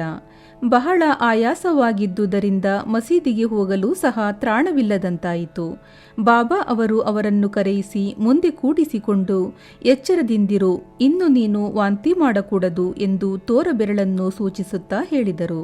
ಅಂದಿನಿಂದ ಅವರ ವಾಂತಿ ಮತ್ತು ಭೇದಿ ನಿಂತಿತು. ಇನ್ನೊಂದು ಸಂದರ್ಭದಲ್ಲಿ ಅವರಿಗೆ ಕಾಲರಾ ಜಾಡ್ಯವು ಅಂಟಿಕೊಂಡು ಬಹಳ ಬಾಯಾರಿಕೆಯಿಂದ ಬಳಲುತ್ತಿದ್ದರು. ಡಾಕ್ಟರ್ ಪಿಳ್ಳೆಯವರು ಅವರಿಗೆ ಅನೇಕ ಔಷಧಿಗಳನ್ನು ಕೊಟ್ಟರೂ ಗುಣ ಕಂಡುಬರಲಿಲ್ಲ. ಆಗ ಬಾಬಾರವರಲ್ಲಿಗೆ ಧಾವಿಸಿ ಯಾವ ಪಾನೀಯದಿಂದ ಬಾಯಾರಿಕೆ ಅಡಗುವುದು ಎಂದು ಕೇಳಿದರು. ಅದಕ್ಕೆ ಬಾಬಾರವರು ಬಾದಾಮಿ, ಅಕ್ರೋಟು, ಪಿಸ್ತೆ, ಒಂದು ತರದ ಒಣಗಿದ ಹಣ್ಣು, ಇವು ಮೂರನ್ನು ಅರೆದು ಸಕ್ಕರೆ ಹಾಕಿ ಹಾಲಿನಲ್ಲಿ ಸೇರಿಸಿ ಬೇಯಿಸಿ ಕುಡಿ ಎಂದರು. ಯಾವ ವೈದ್ಯರನ್ನಾದರೂ ಕೇಳಿದರೆ ಇದು ರೋಗವನ್ನು ಹೆಚ್ಚಿಸುತ್ತದೆ ಎಂದು ಹೇಳಬಹುದು. ಆದರೆ ಅವರು ಬಾಬಾರವರ ಆಜ್ಞೆಯಂತೆ ಪಾಲಿಸಲೇಬೇಕಾಗಿದ್ದಿತು. ಈ ಔಷಧಿ ತಯಾರಿಸಿ ಕುಡಿದರು. ಅವರ ರೋಗ ಗುಣವಾಯಿತು. ಆಳಂದಿ ಸ್ವಾಮಿ. ಆಳಂದಿಯ ಸ್ವಾಮಿಗಳೊಬ್ಬರು ಬಾಬಾರವರ ದರ್ಶನಾಕಾಂಕ್ಷಿತರಾಗಿ ಒಮ್ಮೆ ಶಿರಡಿಗೆ ಬಂದರು. ಅವರಿಗೆ ಕಿವಿ ನೋವಿನಿಂದ ರಾತ್ರಿಯೆಲ್ಲ ನಿದ್ದೆ ಬರುತ್ತಿರಲಿಲ್ಲ. ಅವರಿಗೆ ಶಸ್ತ್ರಚಿಕಿತ್ಸೆ ಸಹ ಆಗಿದ್ದಿತು. ಆದರೂ ಗುಣವಾಗಿರಲಿಲ್ಲ. ನೋವು ಬಲವಾಗಿ ಏನೂ ಮಾಡಲು ತೋಚಲಿಲ್ಲ. ಅವರು ಬಾಬಾರವರ ದರ್ಶನ ಪಡೆಯಲು ಬಂದರು. ಆಗ ಶ್ಯಾಮ ಅವರು ಸ್ವಾಮಿಯವರ ಕಿವಿ ನೋವು ಹೋಗುವಂತೆ ಏನಾದರೂ ಮಾಡಿರಿ ಎಂದು ಬಾಬಾರವರಲ್ಲಿ ಬೇಡಿದರು. ಆಗ ಬಾಬಾರವರು, ಅಲ್ಲ, ಅಚ್ಚಾ ಕರೇಗ, ದೇವರು ಒಳ್ಳೆಯದನ್ನು ಮಾಡುತ್ತಾನೆ ಎಂದು ಸಮಾಧಾನ ಪಡಿಸಿದರು. ಸ್ವಾಮಿಯವರು ಪುಣೆಗೆ ಹೋದ ಒಂದು ವಾರದ ನಂತರ ಕಿವಿ ನೋವು ಗುಣವಾಗಿದೆ ಎಂದು ಪತ್ರ ಬರೆದರು. ಹೀಗಿತ್ತು ಬಾಬಾರವರ ಮಾತಿನ ಪ್ರಭಾವ. ಕಾಕಾ ಮಹಾಜನಿ. ಇನ್ನೊಬ್ಬ ಭಕ್ತರಾದ ಕಾಕಾ ಮಹಾಜನಿಯವರು ಅತಿಸಾರ ರೋಗದಿಂದ ನರಳುತ್ತಿದ್ದರು. ಬಾಬಾರವರ ಸೇವೆಗೆ ಭಂಗ ಬಾರದಂತೆ ಮಸೀದಿಯ ಮೂಲೆಯಲ್ಲಿ ನೀರನ್ನು ಇಟ್ಟುಕೊಂಡು ಆಗಾಗ್ಗೆ ಹೊರಗೆ ಹೋಗಿ ಬರುತ್ತಿದ್ದರು. ಬಾಬಾರವರಿಗೆ ಇದು ಗೊತ್ತಿತ್ತು. ಅವರೇ ಗುಣ ಮಾಡುತ್ತಾರೆಂದು ಸುಮ್ಮನಿದ್ದು ಬಾಬಾರವರಿಗೆ ತಿಳಿಸಿರಲಿಲ್ಲ. ಮಸೀದಿಯ ಎದುರಿನಲ್ಲಿ ಕಲ್ಲು ಮಂಚ ಹಾಕುವ ಕೆಲಸ ಸಾಗುತ್ತಿದ್ದಾಗ ಬಾಬಾರವರು ಇದ್ದಕ್ಕಿದ್ದಂತೆ ಉದ್ರಿಕ್ತರಾಗಿ ಜೋರಾಗಿ ಕೂಗಿಕೊಂಡರು. ಅಲ್ಲಿದ್ದವರೆಲ್ಲರೂ ಹೆದರಿ ಓಡಿ ಹೋದರು. ಕಾಕಾರವರು ಮಾತ್ರ ಅವರಿಗೆ ಕೈಗೆ ಸಿಕ್ಕಿಬಿದ್ದರು. ಈ ಗಲಾಟೆಯಲ್ಲಿ ಯಾರೋ ಒಂದು ಕಡಲೆಕಾಯಿ ಚೀಲವನ್ನು ಅಲ್ಲಿಯೇ ಬಿಟ್ಟು ಹೋಗಿದ್ದರು. ಆಗ ಬಾಬಾರವರು ಒಂದು ಹಿಡಿ ಕಡಲೆಕಾಯಿಯನ್ನು ತೆಗೆದುಕೊಂಡು ಸುಲಿದು ಚೆನ್ನಾಗಿ ತಿಕ್ಕಿ ಕಾಕಾರವರಿಗೆ ಕೊಟ್ಟು ತಿನ್ನಲು ಹೇಳಿದರು. ಹೀಗೆ ಬಾಬಾರವರು ಕೊಡುತ್ತಲೇ ಇದ್ದರು. ಕಾಕಾರವರು ತಿನ್ನುತ್ತಲೇ ಇದ್ದರು. ನಂತರ ಬಾಬಾರವರು ಬಾಯಾರಿಕೆಯಾಗಿದೆ ಎಂದು ಹೇಳಿ ನೀರು ತರಲು ಹೇಳಿದರು. ಕಾಕಾರವರು ನೀರು ತಂದು ಕೊಡಲು ಬಾಬಾ ತಾವೂ ಸ್ವಲ್ಪ ಕುಡಿದು ಕಾಕಾರವರಿಗೂ ಕುಡಿಯಲು ಹೇಳಿದರು. ಕಾಕಾರವರು ಸಹ ಸ್ವಲ್ಪ ನೀರನ್ನು ಕುಡಿದರು. ಆಗ ಬಾಬಾರವರು, ನಿನ್ನ ರೋಗ ಗುಣವಾಯಿತು, ಕಲ್ಲು ಮಂಚ ಹಾಕುವ ಕೆಲಸವನ್ನು ಆರಂಭ ಮಾಡಬಹುದು ಎಂದರು. ನಂತರ ಓಡಿ ಹೋಗಿದ್ದವರೆಲ್ಲ ಹಿಂದಿರುಗಿ ಕೆಲಸವನ್ನು ಆರಂಭ ಮಾಡಿದರು. ಅತಿಸಾರ ರೋಗಕ್ಕೆ ಕಡಲೆಕಾಯಿ ಔಷಧವೇ? ವೈದ್ಯರ ಅಭಿಪ್ರಾಯದಲ್ಲಿ ಕಡಲೆಕಾಯಿ ತಿನ್ನುವುದರಿಂದ ಅತಿಸಾರ ಹೆಚ್ಚಾಗುತ್ತದೆ. ಇದಲ್ಲವೇ ಬಾಬಾರವರ ಲೀಲೆ. ಹದ್ರಾದ ದತ್ತೋಪಂತ. ಹದ್ರಾದ ದತ್ತೋಪಂತರೆಂಬುವರೊಬ್ಬರು 14 ವರ್ಷಗಳ ಕಾಲ ಹೊಟ್ಟೆ ಶೂಲೆಯಿಂದ ನರಳುತ್ತಿದ್ದರು. ಯಾವ ಔಷಧಿಗಳಿಂದಲೂ ಗುಣವಾಗಿರಲಿಲ್ಲ. ಬಾಬಾ ಅವರ ಹೆಸರನ್ನು ಕೇಳಿ ಶಿರ್ಡಿಗೆ ಬಂದರು. ಬಾಬಾರವರು ದಯಾಪೂರಿತ ದೃಷ್ಟಿಯಿಂದ ಅವರನ್ನು ನೋಡಿ ಅವರ ಮಸ್ತಕದ ಮೇಲೆ ಕೈ ಇಟ್ಟು ಆಶೀರ್ವದಿಸಿ ಉದಿಪ್ರಸಾದವನ್ನು ನೀಡಿದರು. ಅಂದಿನಿಂದ ಅವರ ಹೊಟ್ಟೆ ಶೂಲೆ ನಿವಾರಣೆ ಆಯಿತು. ಮಾಧವರಾವ ದೇಶಪಾಂಡೆ ಶ್ಯಾಮ ಒಮ್ಮೆ ಹೊಟ್ಟೆ ಶೂಲೆಯಿಂದ ನರಳುತ್ತಿದ್ದರು. ಅವರಿಗೆ ಬಾಬಾ ಸೋನಾಮುಖಿ ಕಷಾಯ ಕುಡಿಯುವಂತೆ ಹೇಳಿದರು. ಅದರಂತೆ ಆ ಕಷಾಯ ಕುಡಿಯಲು ರೋಗ ಗುಣವಾಯಿತು. 2 ವರ್ಷಗಳ ನಂತರ ರೋಗ ಮತ್ತೆ ತಲೆದೋರಿತು. ಈ ಸಾರಿ ಬಾಬಾರವರನ್ನು ವಿಚಾರಿಸದೆ ಪುನಃ ಅದೇ ಕಷಾಯ ಮಾಡಿ ಶಾಮ ಕುಡಿದರು. ಆದರೆ ಆಗ ಹೊಟ್ಟೆ ಶೂಲೆ ಹೆಚ್ಚಾಯಿತು. ನಂತರ ಬಾಬಾರವರ ದಯೆಯಿಂದ ಗುಣವಾಯಿತು. ಕಾಕಾ ಮಹಾಜನಿಯವರ ಅಣ್ಣಂದಿರೊಬ್ಬರಿಗೆ ಒಂದು ಸಾರಿ ಹೊಟ್ಟೆ ನೋವು ಆರಂಭವಾಯಿತು. ಅವರು ಬಾಬಾರವರ ಕೀರ್ತಿಯನ್ನು ಕೇಳಿ ಶಿರ್ಡಿಗೆ ಬಂದು ರೋಗವನ್ನು ಗುಣಮಾಡುವಂತೆ ಬೇಡಿದರು. ಬಾಬಾರವರು ಅವರ ಉದರವನ್ನು ಮುಟ್ಟಿ, ದೇವರು ಗುಣ ಮಾಡುತ್ತಾನೆ, ಚಿಂತಿಸಬೇಡ ಎಂದರು. ಅಂದಿನಿಂದ ಹೊಟ್ಟೆ ನೋವು ಗುಣವಾಗಿ ಪುನಃ ನೋವು ಬರಲೇ ಇಲ್ಲ. ನಾನಾ ಸಾಹೇಬ ಚಾಂದೋರಕರ ಅವರಿಗೂ ಒಂದು ಸಾರಿ ಅತಿಯಾದ ಹೊಟ್ಟೆ ನೋವು ಆರಂಭವಾಯಿತು. ಯಾವ ಔಷಧಿಗಳಿಂದಲೂ ಗುಣವಾಗಲಿಲ್ಲ. ನಂತರ ಬಾಬಾರವರಲ್ಲಿ ಬಂದು ಕೇಳಿದರು. ಬಾಬಾರವರು ಬರ್ಫಿಯನ್ನು ತುಪ್ಪದಲ್ಲಿ ಸೇರಿಸಿ ತಿನ್ನು ಎಂದರು. ಈ ಔಷಧಿಯಿಂದ ಅವರ ಹೊಟ್ಟೆ ನೋವು ಗುಣವಾಯಿತು. ಇವುಗಳನ್ನು ಕೂಲಂಕುಷವಾಗಿ ಪರಿಶೀಲಿಸಿದರೆ ರೋಗಗಳನ್ನು ಗುಣಪಡಿಸಿದ್ದುದು ಬಾಬಾರವರ ಮೃದು ನುಡಿಗಳೇ ಹೊರತು ಔಷಧಿಗಳಲ್ಲ ಎಂದು ನಾವು ಮನಗಾಣಬಹುದು. ಶ್ರೀ ಸಾಯಿ ಪ್ರಣಾಮ.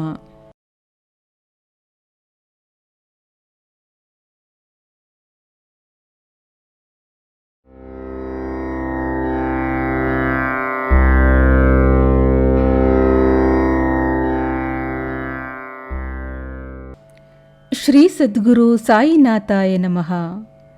ಶ್ರೀ ಸಾಯಿ ಸಚ್ಚರಿತೆ 14ನೇ ಅಧ್ಯಾಯ. ನಾಂದೇಡದ ರತನಜಿ ವಾಡಿಯ ದಕ್ಷಿಣೆಯ ಮೀಮಾಂಸೆ. ಬಾಬಾರವರ ಜೀವನ ಬಹುಮಧುರವಾದದ್ದು. ಅವರ ಅನೇಕ ಕೆಲಸಗಳು ಮತ್ತು ಸ್ವಾಭಾವಿಕವಾಗಿ ಹೊರಹೊಮ್ಮುತ್ತಿದ್ದ ವಚನಗಳೂ ಸಹ ಅಂತೆಯೇ ಮಧುರವಾಗಿದ್ದವು. ಅವರ ಜೀವನವು ಹರ್ಷದ ಪ್ರತಿರೂಪ. ಅವರು ಭಕ್ತರಿಗೋಸುಗ ಕರ್ತವ್ಯ ತತ್ಪರತೆಯನ್ನು ಬೋಧಿಸುವ ಕಥೆಗಳನ್ನು ಹೇಳುತ್ತಿದ್ದರು. ಜನಕೋಟಿಯು ಸುಖವಾಗಿ ಬಾಳಬೇಕೆಂಬುದೇ ಅವರ ಧ್ಯೇಯವಾಗಿದ್ದಿತು. ಆದರೆ ಜೀವನದ ಗುರಿಯನ್ನು ಸಾಧಿಸಲು ಜನರು ಜಾಗೃತರಾಗಿರಬೇಕೆಂಬುದು ಅವರ ಅಭಿಪ್ರಾಯ. ಪೂರ್ವಜನ್ಮದ ಸುಕೃತ ಫಲದಿಂದ ಈ ಜನ್ಮವು ಲಭಿಸಿದೆ. ಆದುದರಿಂದ ಈ ಜನ್ಮದಲ್ಲಿ ಮಾನವನು ಭಕ್ತಿ ಮಾರ್ಗವನ್ನವಲಂಬಿಸಿ ಮುಕ್ತಿಯನ್ನು ಹೊಂದಲು ಪ್ರಯತ್ನ ಮಾಡಬೇಕು. ಆದುದರಿಂದ ನಾವು ಉದಾಸೀನರಾಗದೆ ನಮ್ಮ ಜೀವನದ ಅಂತಿಮ ಅನಂತ ಗುರಿಯನ್ನು ಸಾಧಿಸಲು ಸತತವೂ ಶ್ರಮಿಸಬೇಕು. ಸಾಯಿಬಾಬಾರವರ ಲೀಲೆಗಳನ್ನು ನೀವು ಪ್ರತಿದಿನವೂ ಕೇಳಿದರೆ, ಪ್ರತಿದಿನವೂ ನೀವು ಅವರನ್ನು ಭಕ್ತಿಭಾವದಿಂದ ನೆನೆದರೆ ನಿಮ್ಮ ಮನಸ್ಸಿನ ಚಂಚಲತೆ ದೂರವಾಗುತ್ತದೆ ಮತ್ತು ಅದು ಕೊನೆಯಲ್ಲಿ ಪರಬ್ರಹ್ಮನಲ್ಲಿ ಲೀನವಾಗುತ್ತದೆ. ನಾಂದೇಡದ ರತನಜಿ. ನಿಜಾಮ ರಾಜ್ಯದಲ್ಲಿನ ನಾಂದೇಡದಲ್ಲಿ ರತನಜಿ ಶಾಪುರಜಿ ವಾಡಿಯ ಎಂಬ ಒಬ್ಬ ಧನಿಕರಿದ್ದರು. ಅವರಿಗೆ ಐಶ್ವರ್ಯಕ್ಕೇನೂ ಕೊರತೆ ಇರಲಿಲ್ಲ. ಮೇಲೆ ನೋಡುವುದಕ್ಕೆ ಸಂತೃಪ್ತನಾದಂತೆ ಕಂಡರೂ ಅವರಿಗೆ ಮನಸ್ಸಿನಲ್ಲಿ ದುಃಖವಿತ್ತು.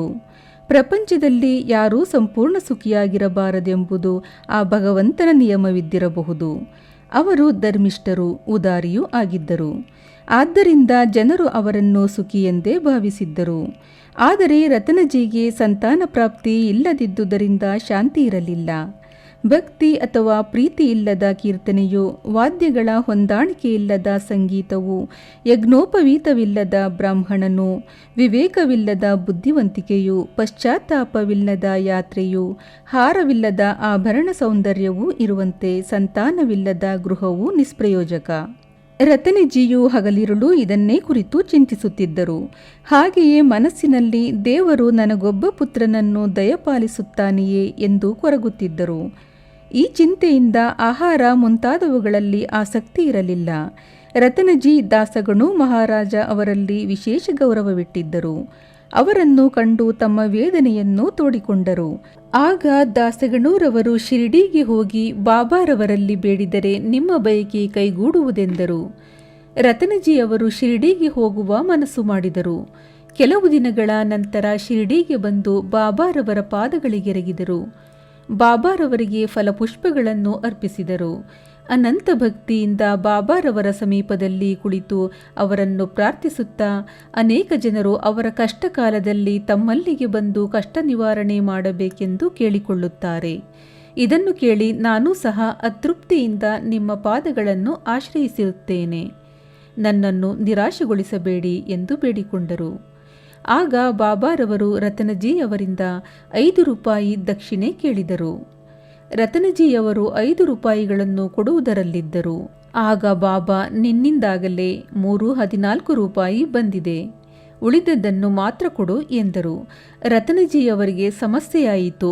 ನಂತರ ಸಾಷ್ಟಾಂಗ ನಮಸ್ಕಾರ ಮಾಡಿ ದಕ್ಷಿಣೆಯನ್ನು ಕೊಟ್ಟು ತಮ್ಮ ವೇದನೆಯನ್ನೆಲ್ಲ ತೋಡಿಕೊಂಡು, ಬಾಬಾ, ನನಗೊಬ್ಬ ಪುತ್ರನನ್ನು ಆಶೀರ್ವದಿಸಿ ಎಂದು ಅಂಗಲಾಚಿ ಬೇಡಿದರು. ಆಗ ಬಾಬಾ ಅವರ ಮನಸ್ಸು ಕರಗಿ, ಇನ್ನು ಚಿಂತಿಸಬೇಡ ಎಂದು ಹೇಳಿ ಉದಿಯನ್ನು ಕೊಟ್ಟು ಆಶೀರ್ವದಿಸಿ, ದೇವರು ನಿನ್ನ ಬಯಕೆ ಈಡೇರಿಸುತ್ತಾನೆ ಎಂದರು. ಹೀಗೆ ರತನಜಿ ಬಾಬಾರವರ ಆಶೀರ್ವಾದ ಪಡೆದು ನಾಂದೇಡಿಗೆ ಹಿಂದಿರುಗಿ ಬಂದು ನಡೆದುದೆಲ್ಲವನ್ನು ವಿಶದವಾಗಿ ದಾಸಗಣೂರವರಿಗೆ ತಿಳಿಸಿದರು. ನಾನು ಶಿರಡಿಗೆ ಈ ಹಿಂದೆ ಹೋಗಿಯೇ ಇರಲಿಲ್ಲ. ಅವರು ನನ್ನಿಂದಾಗಲೇ 3 ರೂಪಾಯಿ 14 ಆಣೆ ಬಂದಿದೆ ಎಂದರು. ಅದು ಹೇಗೆ ಎಂದೂ ಸಹ ಕೇಳಿದರು. ದಾಸಗಣೂರವರಿಗೂ ಸಹ ಇದೊಂದು ಸಮಸ್ಯೆಯಾಯಿತು. ಕೂಡಲೇ ಅವರಿಗೆ ರತನಜಿಯವರು ಕೆಲವು ದಿನಗಳ ಹಿಂದೆ ಒಬ್ಬ ಮಹಮ್ಮದೀಯ ಸಂತರಾದ ಮೌಲ್ವಿ ಸಾಹೇಬರನ್ನು ಸತ್ಕರಿಸಿದ ನೆನಪು ಬಂದಿತು. ರತನಜಿ ಶಿರಡಿಗೆ ಹೋಗುವ ನಿರ್ಧಾರ ಕೈಗೊಂಡ ಸ್ವಲ್ಪ ದಿನಗಳಲ್ಲಿ ಇದು ನಡೆದಿತ್ತು. ದಾಸಗಣೂರವರು ಆ ಸತ್ಕಾರಕ್ಕೆ ಖರ್ಚು ಮಾಡಿದ ಪಟ್ಟಿ ತರಿಸಿ ನೋಡಿದರು. ಸರಿಯಾಗಿ ಲೆಕ್ಕದಲ್ಲಿ 3 ರೂಪಾಯಿ 14 ಆಣೆ ಖರ್ಚಾಗಿತ್ತು. ಆಗ ಬಾಬಾರವರು ಶಿರಡಿಯಲ್ಲಿಯೇ ವಾಸವಾಗಿದ್ದರೂ ಸರ್ವಜ್ಞರು ಎಂಬುದು ಎಲ್ಲರಿಗೂ ವೇದ್ಯವಾಯಿತು. ಈ ರೀತಿ ಅವರಿಗೆ ಪ್ರಪಂಚದ ಆಗು ಹೋಗುಗಳೆಲ್ಲದರ ಅರಿವಿತ್ತು. ಇದರಿಂದ ರತನಜಿಗೆ ಬಾಬಾರವರಲ್ಲಿ ಭಕ್ತಿ ಮಿಗಿಲಾಯಿತು. ಸ್ವಲ್ಪ ದಿನಗಳ ನಂತರ ಬಾಬಾರವರ ಆಶೀರ್ವಾದದಂತೆ ಅವರಿಗೆ ಪುತ್ರ ಸಂತಾನ ಪ್ರಾಪ್ತಿಯಾಯಿತು. ಇದಾದ ನಂತರ ಅವರಿಗೆ 12 ಮಕ್ಕಳಾದವು. ಅವುಗಳಲ್ಲಿ 4 ಮಾತ್ರ ಬದುಕಿದವು. ದಕ್ಷಿಣೆಯ ಮೀಮಾಂಸೆ. ಬಾಬಾರವರು ತಮ್ಮನ್ನು ಕಾಣಲು ಬಂದವರೆಲ್ಲರಿಂದಲೂ ಸಾಮಾನ್ಯವಾಗಿ ದಕ್ಷಿಣೆ ಕೇಳುತ್ತಿದ್ದರೆಂಬುದು ಎಲ್ಲರಿಗೂ ತಿಳಿದ ವಿಷಯ. ಅವರು ಶುದ್ಧ ಫಕೀರರು ಮತ್ತು ವಿರಕ್ತರು ಆಗಿದ್ದರೆ ದಕ್ಷಿಣೆಯನ್ನೇಕೆ ಕೇಳುತ್ತಿದ್ದರು ಎಂದು ಕೆಲವರು ಪ್ರಶ್ನಿಸಬಹುದು. ಅದಕ್ಕೆ ಉತ್ತರವನ್ನು ಈಗ ಪರಿಶೀಲಿಸೋಣ. ಮೊದಮೊದಲು ಬಾಬಾ ಯಾರಿಂದಲೂ ಏನನ್ನೂ ತೆಗೆದುಕೊಳ್ಳುತ್ತಿರಲಿಲ್ಲ. ಉರಿದು ತುಂಡು ತುಂಡಾಗಿದ್ದ ಬೆಂಕಿ ಕಡ್ಡಿಗಳನ್ನು ಆಯ್ದು ಕಿಸೆಯಲ್ಲಿ ತುಂಬಿಕೊಳ್ಳುತ್ತಿದ್ದರು. ಅವರ ಮುಂದೆ ಹಣ ಇಟ್ಟರೆ ಅದರಿಂದ ಎಣ್ಣೆ ಮತ್ತು ಹೊಗೆ ಸೊಪ್ಪು ಕೊಂಡುಕೊಳ್ಳುತ್ತಿದ್ದರು. ಅವರಿಗೆ ಹೊಗೆ ಸೊಪ್ಪೆಂದರೆ ಬಹಳ ಇಷ್ಟವಾಗಿತ್ತು. ಸಂತರ ದರ್ಶನಕ್ಕೆ ಬರಿಗೈಯಿಂದ ಹೋಗಬಾರದು ಎಂಬ ರೂಢಿ ಇದ್ದುದರಿಂದ ಕೆಲವರು ಅವರ ಮುಂದೆ ಕೆಲವು ತಾಮ್ರದ ನಾಣ್ಯಗಳನ್ನಿಟ್ಟು ಬರುತ್ತಿದ್ದರು. 2-3 ಕಾಸು ಇಟ್ಟಿರುವುದನ್ನು ಕಂಡರೆ ಹೆಚ್ಚಾದುದನ್ನು ಕೂಡಲೇ ಬಾಬಾ ಹಿಂದಿರುಗಿಸುತ್ತಿದ್ದರು. ಈ ರೀತಿ ಬಾಬಾರವರ ಕೀರ್ತಿ ದೇಶದ ಮೂಲೆ ಮೂಲೆಗಳಲ್ಲಿ ಹರಡಿತು. ಮಸೀದಿಯಲ್ಲಿ ಭಕ್ತರ ಜನಸಂದಣಿ ಆರಂಭವಾಯಿತು. ಆಗ ಬಾಬಾರವರು ಅವರಿಂದ ದಕ್ಷಿಣೆ ಕೇಳಹತ್ತಿದರು. ದಕ್ಷಿಣೆ ಇಲ್ಲದೆ ದೇವರ ಪೂಜೆ ವ್ಯರ್ಥವೆಂದು ಶ್ರುತಿಯಲ್ಲಿ ವೇದದಲ್ಲಿ ಹೇಳಲಾಗಿದೆ.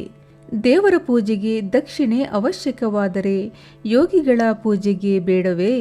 ಶಾಸ್ತ್ರಿಗಳು ದೇವರನ್ನೇ ಆಗಲಿ ದೊರೆಯನ್ನೇ ಆಗಲಿ ಯೋಗಿಗಳನ್ನೇ ಆಗಲಿ ಗುರುವನ್ನೇ ಆಗಲಿ ಕಾಣಲು ಹೋದರೆ ಬರಿಗೈಯಿಂದ ಹೋಗಬಾರದೆಂದು ನಮಗೆ ವಿಧಿಸಿವೆ. ಈ ಸಂದರ್ಭದಲ್ಲಿ ಉಪನಿಷತ್ತುಗಳಲ್ಲಿ ಈ ವಿಚಾರವಾಗಿ ಏನು ಹೇಳಲಾಗಿದೆ ಎಂಬುದನ್ನು ನೋಡೋಣ. ಪ್ರಜಾಪತಿಯು ದೇವತೆಗಳನ್ನು, ಅಸುರರನ್ನು, ಮಾನವರನ್ನು ದ ಎಂಬ ಒಂದೇ ಅಕ್ಷರದಿಂದ ಸಂಬೋಧಿಸಿದನೆಂದು ಬೃಹದಾರಣ್ಯಕ ಉಪನಿಷತ್ತಿನಲ್ಲಿ ಹೇಳಲಾಗಿದೆ. ದೇವತೆಗಳು ಇದರಿಂದ ಧರ್ಮವನ್ನು ಅಭ್ಯಾಸ ಮಾಡಬೇಕೆಂದು ತಿಳಿದುಕೊಂಡರು. ಮಾನವರು ದಾನ ಮಾಡಬೇಕೆಂದು ತಿಳಿದುಕೊಂಡರು. ಅಸುರರು ದಯೆಯನ್ನು ಅಭ್ಯಾಸ ಮಾಡಬೇಕೆಂದು ತಿಳಿದುಕೊಂಡರು. ಮಾನವರಿಗೆ ದಾನ ಧರ್ಮವು ಶಿಫಾರಸು ಮಾಡಲ್ಪಟ್ಟಿದೆ. ತೈತ್ರೇಯ ಉಪನಿಷತ್ತಿನಲ್ಲಿಯೂ ಸಹ ಗುರುವು ತನ್ನ ಶಿಷ್ಯರಿಗೆ ದಾನ ಧರ್ಮವನ್ನು ಅಭ್ಯಾಸ ಮಾಡಬೇಕೆಂದು ಹೇಳಿರುತ್ತಾರೆ. ಧರ್ಮದ ವಿಚಾರವಾದಿ ವಿಶ್ವಾಸದಿಂದಲಾದರೂ ಅಥವಾ ವಿಶ್ವಾಸವಿಲ್ಲದೆಯೂ ಧರ್ಮ ಮಾಡು ಎಂದು ಹೇಳಲಾಗಿದೆ. ಆದರೆ ಔದಾರ್ಯ ಮತ್ತು ದಯೆಯಿಂದ ದಾನ ಮಾಡಬೇಕು. ಬಾಬಾರವರು ಈ ಪಾಠ ಕಲಿಸಲೋಸುಗವೇ ಎಲ್ಲರಿಂದಲೂ ದಕ್ಷಿಣೆ ಕೇಳುತ್ತಿದ್ದರು. ಆದರೆ ಬಾಬಾರವರೇ ಹೇಳಿರುವಂತೆ ಅವನಿಂದ ತೆಗೆದುಕೊಂಡ 100ರಷ್ಟನ್ನು ಅವನಿಗೆ ಪುನಃ ಕೊಡಬೇಕು ಎಂಬುದರಲ್ಲಿ ವಿಶೇಷವಿದೆ. ಈ ರೀತಿ ಘಟನೆಗಳು ಬೇಕಾದಷ್ಟಿವೆ. ಪ್ರಸಿದ್ಧ ನಟರಾದ ಗಣಪತರಾವ ಚೋಪದಾರ್ ಅವರು ತಮ್ಮ ಚರಿತ್ರೆಯಲ್ಲಿ ಈ ರೀತಿ ಬರೆದಿರುತ್ತಾರೆ. ಬಾಬಾರವರು ಆಗಾಗ್ಗೆ ನನ್ನಿಂದ ದಕ್ಷಿಣೆ ಕೇಳುತ್ತಿದ್ದುದರಿಂದ ನನ್ನ ಭಂಡಾರವೆಲ್ಲವೂ ಬರಿದಾಯಿತು. ಆದರೆ ಕೊನೆಯಲ್ಲಿ ನನಗೆ ಹಣದ ಕೊರತೆ ಇರಲಿಲ್ಲ. ದಕ್ಷಿಣೆಯ ಇನ್ನೂ ಕೆಲವು ಅರ್ಥಗಳು ಈ ರೀತಿ ಇವೆ. ಬಾಬಾರವರು ಅತಿ ಹೆಚ್ಚಾದ ದಕ್ಷಿಣೆ ಕೇಳುತ್ತಿರಲಿಲ್ಲ. ಇದನ್ನು ಸಮರ್ಥಿಸುವ ಉದಾಹರಣೆಗಳು ಈ ಕೆಳಕಂಡಂತಿವೆ. 1. ಬಾಬಾರವರು ಪ್ರೊಫೆಸರ್ ನಾರ್ಕೆಯವರನ್ನು 15 ರೂಪಾಯಿ ದಕ್ಷಿಣೆ ಕೇಳಿದಾಗ ಅವರು ತಮ್ಮ ಹತ್ತಿರ ಹಣವಿಲ್ಲ ಎಂದು ಹೇಳಿದರು. ಆಗ ಬಾಬಾರವರು, ನನಗೆ ಗೊತ್ತು, ನೀನು ಈಗ ಯೋಗ ವಾಸಿಷ್ಠವನ್ನು ಓದುತ್ತಿದ್ದೀಯಲ್ಲವೇ, ಅದರಿಂದ ಕೊಡು ಎಂದರು. ಈ ಸಂದರ್ಭದಲ್ಲಿ ದಕ್ಷಿಣೆ ಎಂದರೆ ಪುಸ್ತಕ ಪಠಣೆಯಿಂದ ಪಾಠ ಕಲಿತು ಬಾಬಾರವರು ವಾಸವಾಗಿರುವ ಆತ್ಮದಲ್ಲಿ ಆ ನೀತಿಯನ್ನು ಇಡುವುದು ಎಂದು ಅರ್ಥ. 2. ಬಾಬಾರವರು ಶ್ರೀಮತಿ ತರ್ಕಡಾರವರಿಂದ 6 ರೂಪಾಯಿ ದಕ್ಷಿಣೆಯನ್ನು ಕೇಳಿದರು. ಅವರ ಹತ್ತಿರ ಹಣವಿಲ್ಲದಿದ್ದುದರಿಂದ ಅವರಿಗೆ ವ್ಯಥೆಯಾಯಿತು. ಆಗ ಅವರ ಪತಿಯು, ಬಾಬಾರವರು ನಿನ್ನಿಂದ ಕೇಳಿದ್ದು ನಿನ್ನ ಅಂತರಂಗದ 6 ಶತ್ರುಗಳನ್ನು, ಮೋಹ, ಮಮತೆ, ಆಶೆ ಇತ್ಯಾದಿಗಳು ಎಂದರು. ಬಾಬಾರವರು ಒಪ್ಪಿಕೊಂಡರು. ಬಾಬಾರವರು ಶೇಖರಿಸುತ್ತಿದ್ದ ದಕ್ಷಿಣೆಯನ್ನು ಅದೇ ದಿನ ಸರ್ವರಿಗೂ ಹಂಚಿ ಮಾರನೇ ದಿನ ಎಂದಿನಂತೆ ಫಕೀರರಾಗುತ್ತಿದ್ದರೆಂಬುದನ್ನು ನಾವು ಇಲ್ಲಿ ಮುಖ್ಯವಾಗಿ ಗಮನಿಸಬೇಕು. ಸಾವಿರಾರು ರೂಪಾಯಿಗಳನ್ನು ದಕ್ಷಿಣೆಯಾಗಿ ತೆಗೆದುಕೊಂಡ ಬಾಬಾರವರ ಹತ್ತಿರ ಅವರು ಸಮಾಧಿಯಾದಾಗ ಕೇವಲ ಸ್ವಲ್ಪ ಹಣವಿತ್ತು. ನಿಜವಾಗಿ ಹೇಳುವುದಾದರೆ ದಕ್ಷಿಣೆಯಿಂದ ತಮ್ಮ ಭಕ್ತರಿಗೆ ಸನ್ಯಾಸ ಮತ್ತು ಪರಿಶುದ್ಧತೆಯ ಪಾಠ ಕಲಿಸುವುದೇ ಅವರ ಮುಖ್ಯ ಧ್ಯೇಯವಾಗಿದ್ದಿತು. ಠಾಣಾದ ನಿವೃತ್ತ ಮಾಮಲೆದಾರರಾದ ಶ್ರೀ ಬಿ.ವಿ. ದೇವರಾರವರು ದಕ್ಷಿಣೆಯ ವಿಚಾರವಾಗಿ ಶ್ರೀ ಸಾಯಿ ಲೀಲಾ ಮಾಸಿಕದ 7ನೇ ಸಂಚಿಕೆಯಲ್ಲಿ ಈ ರೀತಿ ಬರೆದಿರುತ್ತಾರೆ. ಬಾಬಾರವರು ಎಲ್ಲರನ್ನೂ ದಕ್ಷಿಣೆ ಕೇಳುತ್ತಿರಲಿಲ್ಲ. ಕೆಲವರು ಬಾಬಾರವರು ಕೇಳದಿದ್ದರೂ ಸಹ ತಾವಾಗಿಯೇ ದಕ್ಷಿಣೆ ಕೊಡುತ್ತಿದ್ದರು.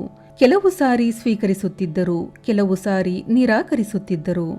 ಬಾಬಾರವರು ದಕ್ಷಿಣೆ ಕೇಳಲಿ, ಅನಂತರ ಕೊಡೋಣವೆಂದು ಯೋಚಿಸುತ್ತಿದ್ದವರಿಂದ ತೆಗೆದುಕೊಳ್ಳುತ್ತಲೇ ಇರಲಿಲ್ಲ. ಭಕ್ತರ ಶಕ್ತಾನುಸಾರ ದಕ್ಷಿಣೆ ಕೇಳಿ ತೆಗೆದುಕೊಳ್ಳುತ್ತಿದ್ದರು. ಆದರೆ ಐಶ್ವರ್ಯವಂತರಿಗೆ ಅಥವಾ ಕಡುಬಡವರಿಗೆ ಕೇಳುತ್ತಿರಲಿಲ್ಲ. ದಕ್ಷಿಣೆ ಕೇಳಿದಾಗ ಕೊಡದಿದ್ದರೆ ಕೋಪಗೊಳ್ಳುತ್ತಲೂ ಸಹ ಇರಲಿಲ್ಲ. ಭಕ್ತರು ಇನ್ನೊಬ್ಬರ ಸಂಗಡ ದಕ್ಷಿಣೆ ಕೊಟ್ಟು ಕಳುಹಿಸಿದಾಗ ಅವರು ಅದನ್ನು ಕೊಡಲು ಮರೆತರೆ ಬಾಬಾರವರೇ ಅದನ್ನು ಜ್ಞಾಪಿಸಿ ಪಡೆಯುತ್ತಿದ್ದರು. ಅನೇಕ ವೇಳೆ ಕೆಲವು ಹಣವನ್ನು ಮರಳಿಕೊಟ್ಟು ದೇವರ ಪೂಜಾ ಗೃಹದಲ್ಲಿಟ್ಟು ಪೂಜಿಸುವಂತೆ ಹೇಳುತ್ತಿದ್ದರು. ಇದರಿಂದ ಭಕ್ತರಿಗೆ ಒಳ್ಳೆಯದಾಗುತ್ತಿತ್ತು. ಅನೇಕ ಸಲ ಭಕ್ತರು ತಾವು ಕೊಡುತ್ತೇವೆಂದು ಹೇಳಿಕೊಂಡಿದ್ದುದಕ್ಕಿಂತ ಹೆಚ್ಚಾದ ದಕ್ಷಿಣೆಯನ್ನು ಅರ್ಪಿಸಿದಾಗ ಆ ಹೆಚ್ಚಾದ ಹಣವನ್ನು ಹಿಂದಿರುಗಿಸಿ ಕೊಟ್ಟು ಬಿಡುತ್ತಿದ್ದರು. ಕೆಲವು ಸಲ ಭಕ್ತರ ಮನಸ್ಸಿನಲ್ಲಿ ಇದ್ದುದಕ್ಕಿಂತ ಹೆಚ್ಚಾಗಿ ದಕ್ಷಿಣೆ ಕೇಳುತ್ತಲೂ ಇದ್ದರು. ಹಣವಿಲ್ಲದಿದ್ದ ಪಕ್ಷದಲ್ಲಿ ಸಾಲ ಮಾಡಿಯಾದರೂ ಕೊಡಿರಿ ಎಂದು ಹೇಳಿದ ಪ್ರಸಂಗಗಳು ಇದ್ದವು. ಕೆಲವರಿಂದ ದಿನದಲ್ಲಿ 3-4 ಬಾರಿ ದಕ್ಷಿಣೆ ಕೇಳಿ ತೆಗೆದುಕೊಳ್ಳುತ್ತಿದ್ದರು.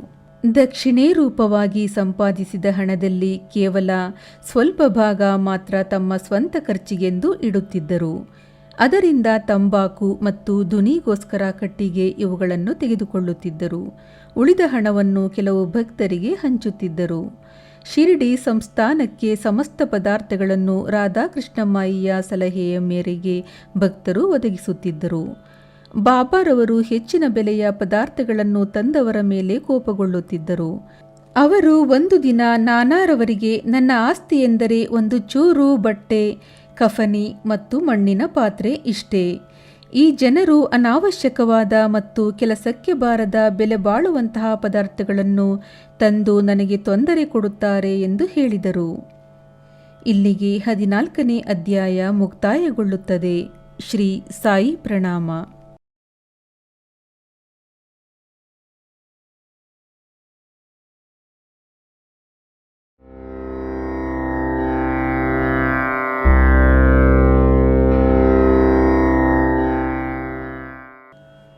ಶ್ರೀ ಸದ್ಗುರು ಸಾಯಿನಾಥಾಯ ನಮಃ. ಶ್ರೀ ಸಾಯಿ ಸಚ್ಚರಿತೆ 15ನೇ ಅಧ್ಯಾಯ. ನಾರದೀಯ ಕೀರ್ತನೆ. ಚೋಳಕರಾರ ಸಕ್ಕರೆ ಇಲ್ಲದ ಚಹಾ, 2 ಹಲ್ಲಿಗಳು. ಈ ಹಿಂದೆ 6ನೇ ಅಧ್ಯಾಯದಲ್ಲಿ ಶಿರ್ಡಿಯಲ್ಲಿ ಶ್ರೀರಾಮನವಮಿ ಸಮಾರಂಭ ಹೇಗೆ ನಡೆಯುತ್ತಿತ್ತು, ಮೊದಮೊದಲು ಹರಿಕಥಾ ಸಮಾರಂಭಕ್ಕೆ ಹರಿದಾಸರನ್ನೊದಗಿಸುವುದೆಷ್ಟು ಕಷ್ಟವಿತ್ತು, ಬಾಬಾರವರು ದಾಸಗಣೂರವರಿಗೆ ಈ ಕಾರ್ಯವನ್ನು ವಹಿಸಿದ ಬಗೆ ಮುಂತಾದವುಗಳನ್ನು ವಿವರಿಸಿದ್ದೇನಷ್ಟೇ. ಈಗ ದಾಸಗಣೂರವರು ಹೇಗೆ ಹರಿಕಥೆ ಮಾಡುತ್ತಿದ್ದರು ಎಂಬುದನ್ನು ನೋಡೋಣ. ನಾರದೀಯ ಕೀರ್ತನೆ. ಸಾಮಾನ್ಯವಾಗಿ ನಮ್ಮ ಹರಿದಾಸರು ಕೀರ್ತನೆ ಮಾಡುವಾಗ ಮೈತುಂಬ ಸೊಗಸಾದ ಉಡುಪುಗಳನ್ನು ಹಾಕಿಕೊಳ್ಳುತ್ತಾರಲ್ಲವೇ? ನಿಲುವಂಗಿ ಹಾಕಿಕೊಂಡು ಜರಿ ಶಲ್ಯವನ್ನು ಹೊದೆದುಕೊಂಡು ಜರಿ ಪೇಟವನ್ನು ಸುತ್ತಿಕೊಂಡು ಸಭೆಯ ಮುಂದೆ ಗೋಚರವಾಗುತ್ತಾರೆ. ಒಮ್ಮೆ ದಾಸಗಣೂರವರು ಸಹ ಇದೇ ರೀತಿ ಉಡುಪು ಧರಿಸಿ ಕೀರ್ತನೆ ಮಾಡುವ ಮುನ್ನ ಬಾಬಾರವರಿಗೆ ನಮಸ್ಕರಿಸಲು ಬಂದರು. ಇದನ್ನು ನೋಡಿದ ಬಾಬಾ, ಏನು ಮದುಮಗನ ಹಾಗೆ ಶೃಂಗಾರವಾಗಿದ್ದೀಯಲ್ಲ, ಏನು ಸಮಾಚಾರ ಎಂದು ಕೇಳಲು, ಕೀರ್ತನೆ ಮಾಡಲೋ ಸುಗ ಎಂದು ದಾಸಗಣು ಉತ್ತರ ಕೊಟ್ಟರು. ಆಗ ಬಾಬಾರವರು, ಕೀರ್ತನೆಗೋಸ್ಕರ ಇಷ್ಟೊಂದು ಆಡಂಬರವೇ? ನಿನ್ನ ಈ ಆಡಂಬರವನ್ನು ಬದಿಗಿಡು ಎಂದರು. ಆಗ ದಾಸಗಣೂರವರು ತಮ್ಮ ಶೃಂಗಾರ ವಸ್ತುಗಳನ್ನೆಲ್ಲ ತೆಗೆದಿಟ್ಟು ನಮಸ್ಕರಿಸಿ ಕೀರ್ತನೆ ಆರಂಭ ಮಾಡಿದರು. ಕೀರ್ತನಾ ಪದ್ಧತಿಯನ್ನು ಆರಂಭಿಸಿದ ನಾರದರು ಸಹ ತಂಬೂರಿ, ತಾಳ ಇವುಗಳ ವಿನಃ ಹೆಚ್ಚಿಗೆ ಏನೂ ಇಟ್ಟುಕೊಂಡಿರಲಿಲ್ಲ. ಕೇವಲ ತಂಬೂರಿಯನ್ನು ನುಡಿಸುತ್ತಾ ಪರಮಾತ್ಮನ ವೈಭವವನ್ನು ಕೊಂಡಾಡುತ್ತಾ ತ್ರಿಲೋಕಗಳಲ್ಲಿ ನಾರದರು ಸಂಚರಿಸುತ್ತಿದ್ದರು. ಚೋಳಕಾರರ ಸಕ್ಕರೆಯಿಲ್ಲದ ಚಹಾ. ಬಾಬಾರವರ ಹೆಸರು ಮೊದಲು ಪುಣೆ ಮತ್ತು ಅಹಮದಾನಗರ ಜಿಲ್ಲೆಗಳಲ್ಲಿ ಮಾತ್ರ ವ್ಯಾಪಿಸಿತ್ತು. ನಾನಾ ಸಾಹೇಬರ ಮೌಖಿಕ ಪ್ರಚಾರದಿಂದಲೂ ದಾಸಗಣು ಅವರ ಕೀರ್ತನೆಯಿಂದಲೂ ಬಾಬಾರವರ ಕೀರ್ತಿ ದೇಶದ ಮೂಲೆ ಮೂಲೆಗಳಿಗೂ ಸಹ ವ್ಯಾಪಿಸಿತು. ಮುಖ್ಯವಾಗಿ ಹೇಳುವುದಾದರೆ ಬಾಬಾರವರ ಕೀರ್ತಿಗೆ ಕಾರಣರು ದಾಸಗಣೂರವರು. ಕೀರ್ತನಾಶ್ರವಣಕ್ಕೆ ಸೇರುವ ಜನರಲ್ಲಿ ವಿವಿಧವಾದ ಅಭಿರುಚಿಯುಳ್ಳವರಿರುತ್ತಾರೆ.